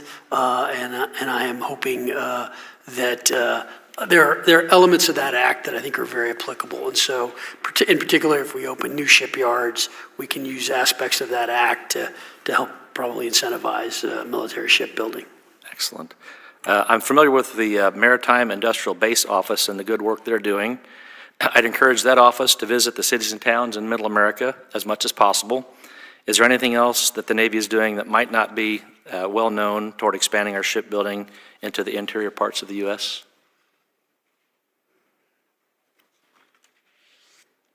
I had a conversation with Rep. Capter and recommended to her, again, the things I think we could do. I described with this one site in Danville. I think we need many Danvilles, and Illinois would be a great place to instantiate that. I just think we need to catch up in our industrial base. We're at 11%. We need to be about 33% of our workers need to work in that kind of manufacturing area, and I think that's the way to do it. I'd also say, look, I think the Midwest in particular has got very good manufacturing in general, so whether it's components or other things, the supply chain, we have far too many parts that are sole source supplied and are very small. We need to really rationalize the supply chain and think through that and how that works. And I would think there are places in the Midwest, given its history and heritage, that could be beneficial to that. Okay. Thank you. Secretary Phelan, one of the areas that NSWC Crane is researching, and that I'm particularly focused on, is enhancing our strategic and theater deterrence through conventional prompt strike and nuclear-armed sea-launched cruise missiles. Within the CPS program, a leading technical risk is whether a novel CPS launch design could impart risk on the platform during an underwater launch. For that reason, the CPS program has invested in an underwater test capability. And the underwater test launch schedule is dangerously late. Are you focused on maintaining the underwater test launch capability schedule to ensure the testing schedule has enough time to reduce the risk of submarine deployment of our missile programs? Sir, I need to get back to you on that. I will engage Vice Admiral Johnny Wolf, who runs the strategic program, and come back to you with an answer about whether we're concerned or not. But in short, I support that facility, and I just need to understand the specifics more to get at your concern. Okay, and I'd say, if you come out to Crane, that'd be a great place for both of you to visit, to see what they're doing and see what can be done to gain scheduled time back. It will be a national treasure and vital to our defense. With that, I yield back my time. Gentleman yields back. Chair now recognizes a gentlelady from Hawaii, Ms. Takuda. Thank you, Mr. Chair. Given reports that 21,000 DoD civilians have already taken the deferred resignation program, and with broader plans to cut up to 60,000 civilian positions, or about 8% of the workforce, there's a deep concern in Hawaii that these top-down reductions will compromise the Navy's ability to follow through on the Red Hill cleanup and closure. Mr. Secretary, you know how deeply personal the Red Hill disaster is to absolutely everyone who lives in Hawaii. Can you commit here today that there will be no reductions in the civilian or Navy personnel directly supporting Red Hill remediation and closure efforts? Thank you for the question, Congresswoman. Look, the Navy is executing the requirements and the remediation of Red Hill, and they'll continue to be a great partner to the state of Hawaii. We are moving quickly, trying to get everything remediated as fast as possible and efficiently. And to my knowledge, there is none of the workforce changes are impacting our ability to do Red Hill. Admiral, did you want to add? I just say we get weekly reports from Admiral Kaler, the Pac Fleet Commander, and I have seen no concerns there, but I'm committed, just as the Secretary is, to live up to our commitments to address the issues at Red Hill. Thank you. Mr. Secretary, to be clear, the Navy's not a partner in this. This was the fault of the Navy, and it is our responsibility to make good, to clean up on what will be a generational response to a hazard that has impacted the very water our service members and their families and our people drink. And so this is very personal. I know you're catching up and getting up to speed on a lot of issues, but Red Hill is one you should be intimately familiar with in terms of the impact it has had on the service branch and impacted, quite frankly, every single service branch. So the more that we can hear, because people are concerned, I've had them come to town halls saying that there were concerns that civilians working on Red Hill testing and remediation were going to be, rift. They need to hear from you folks that there is, in fact, not just the $1 billion commitment we have already made, but there is a commitment on behalf of the force that we are going to make sure we stay the course in terms of closure, remediation, testing, all the things that are required as a result of this tragedy. And as you know, it impacts every aspect of defense presence in the islands. We are talking about the lease renegotiations coming up in 2029, and it doesn't matter which service branch you are. People think Red Hill when any service branch comes up and talks about being on the land. And so just to be able to have that firm commitment for our people is something that is absolutely necessary now and going forward. Moving on, though, Mr. Secretary, at the Shangri-La Dialogues, Secretary Hegseth said the U.S. plans to leverage allies' world-class ship repair capabilities to enhance our Navy's operational effectiveness and save taxpayer dollars. And you've echoed similar sentiments, speaking highly of your visits to shipyards in both Japan and South Korea. How do you envision our allies' role in supporting U.S. naval shipbuilding and repair in the years ahead? And how do you plan to ensure that these partnerships are supportive but are not supplanting efforts to actively build up our own domestic industrial base and capacity, workforce, and long-term self-sufficiency? Thank you for the question, Congresswoman. As I said, look, we have a short-term problem, which is we have to get hulls in the water. The longer-term problem is we need a maritime industrial base. We need shipbuilders. We need that capability in this country. And the President has tasked me with making sure that we develop that and develop those jobs. So I think it can take the form of a couple of different ways. So one is, Hanwha has bought the Philadelphia shipyard and is looking at expanding and investing in that shipyard and building ships. I think we can learn a lot from them and their practices, which would be beneficial.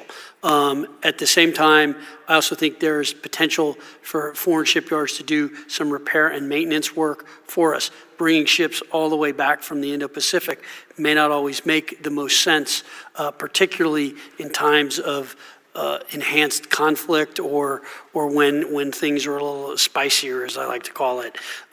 So I think having that capability with our allies strengthens our relationships with them and makes it better. So I think it could be in the form of JVs. I think it can be the form of them investing here. I think it could be the form of us investing over there as well. But we will need to build that capability out. Thank you. I know I'm out of time, but please let us make sure we balance it so that we are also investing in our domestic capacity, the civilian workforce we have in all of our shipyards to both repair and build as well here locally at home.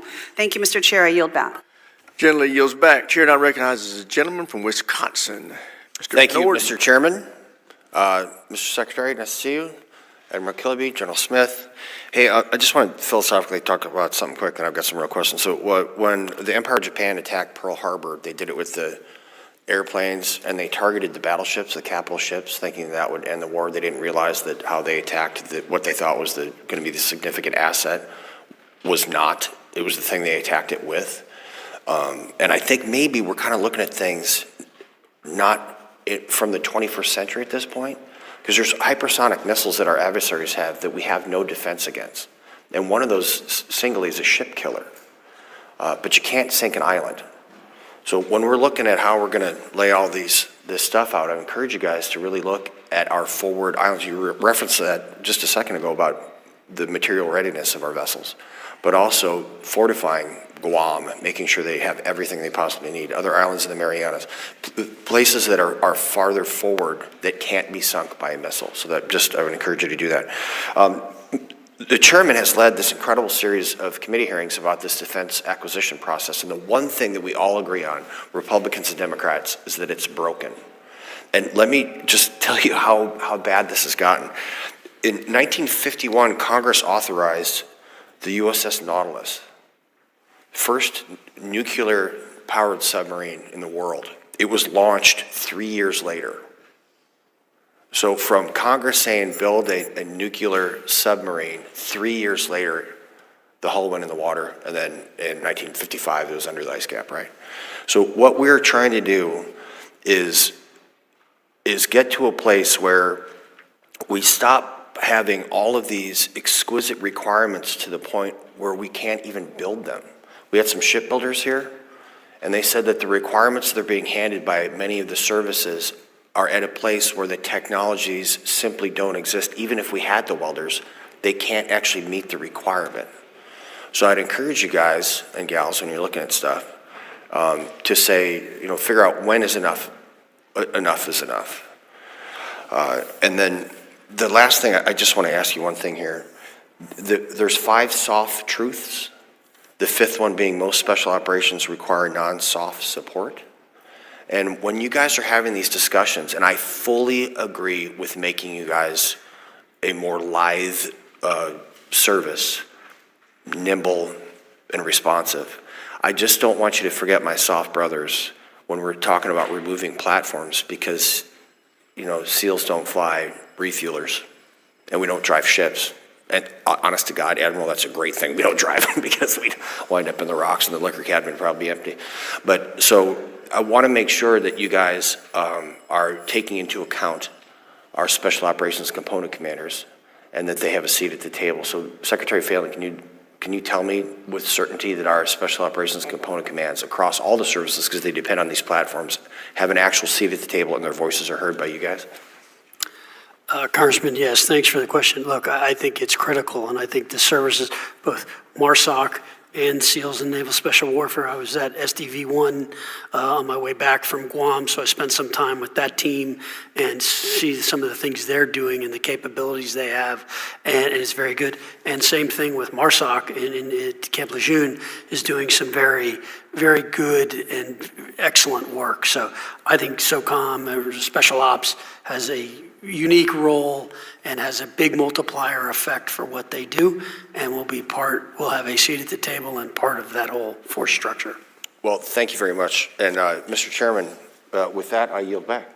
I thank the gentleman. The chair now recognizes the gentleman from Virginia, Mr. Vindman. Thank you, Mr. Chair. Secretary Phelan, Admiral Kilby, General Smith, thank you for testifying today.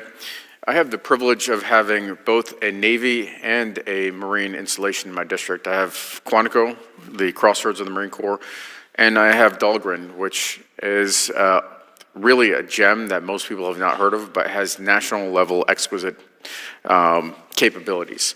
And so, General Smith, I had the opportunity to observe Marines testing offensive drone platforms in my district in Quantico last week. And it was an impressive demonstration of tactical innovation. It's actually, I think the Marines are the first ones and the only ones that are testing offensive drones in the country on ranges. And some of these included commercial off-the-shelf products that were highly affordable. And I appreciate the focus of your testimony on the Marine Air Defense Integrated System, MADIS. You explained that we currently have the ability to neutralize threats from Group 3 to 5 UAS, but we only have the ability to disrupt Groups 1 to 3 UAS. We saw the Ukrainians successfully demonstrate in Operation Spiderweb. These small commercially available drones, especially Groups 1 and 2, pose an escalating and asymmetric threat to U.S. forces. How do we ensure that our forces have the capability to neutralize, not just disrupt these drones at the squad or platoon level? Well, sir, you've hit on a challenge that we still don't have an answer for. We're looking for that solution. We're constantly innovating. We're looking at drone-on-drone strikes, which is like hitting a bullet with a bullet, which is difficult. But we're looking at some technological means to knock the drone out of the sky in terms of disassociating it from its operator, making it go to full autonomy mode, and then getting into that autonomy mode and disrupting that. So we really don't have a solution yet, but it is something that we are looking for. Yeah, so in that scenario, if there was a GPS-hardened swarm of drones, low-cost drones launched against a forward-deployed Marine element, those Marines would not today be able to defeat that threat. Is that accurate? In this classified setting, sir, I would say that is partially accurate. We have systems that are designed to bring down drones, but they're unsatisfying if you're a young Lance Corporal. Yeah, so I would say, obviously nobody has a solution to this, but the best test bed and probably the most innovations in this we're seeing in the European theater in Russia and Ukraine. And they have been fighting drone war for the better part of the last year and a half, certainly, although drones have been on the battlefield since the start of certainly the major invasion. And I'm concerned from both an offensive and defensive perspective. I mean, our installations are frankly not protected right now, and there are some things that Congress can do to help in that regard. I think 130I regulations and other things, I would love to see how we can help, how Congress can help, how we can break the logjam in this context. And I truly believe what we're seeing right now is sort of a revolution in warfare, certainly in land warfare, as profound as the introduction of a machine gun in World War I or aircraft carrier in World War II. And I think the Marine Corps needs to have dedicated doctrine and military specialists. And I saw what was a great potential example with the marksmanship team out there at Quantico, that they put together a team that had a CW5 EOD expert and others, and they just started doing things, and they had the proper level of approval, and that's where we need to be. We need to move fast and literally break things in this context, otherwise we'll fall behind. Admiral Kilby, again, Dahlgren is in my district, and I think that the Navy needs a similar doctrine. I mean, we've seen some of this in the Ukraine context, in the Black Sea. What do we need to do? How do we invest in this unmanned systems in the naval context? Thanks for the question. I agree with you about Dahlgren. I was stationed there for 18 months. There is a unique group of individuals there and an expertise that's maybe not known by others. I think we just need to experiment. And our area of non-traditional sea denial is an area where we're investing in unmanned air, surface, and undersea vessels to bring an effect to bear. And I just think we need to continue there, sir. I recognize I'm short on time. Thank you. I yield back. Gentleman yields back. Thank you very much for your service to our nation, for your attendance here. It's been very helpful. Our Defense Department faces some enormous fiscal challenges and structural challenges. None are greater than what's on your shoulders with our nuclear submarines and our shipbuilding challenges. So just know that we want to be a partner with you. So as soon as you can come up with a path forward, please share it with us so we can try to help you move down that path in a successful way. And with that, this hearing is adjourned.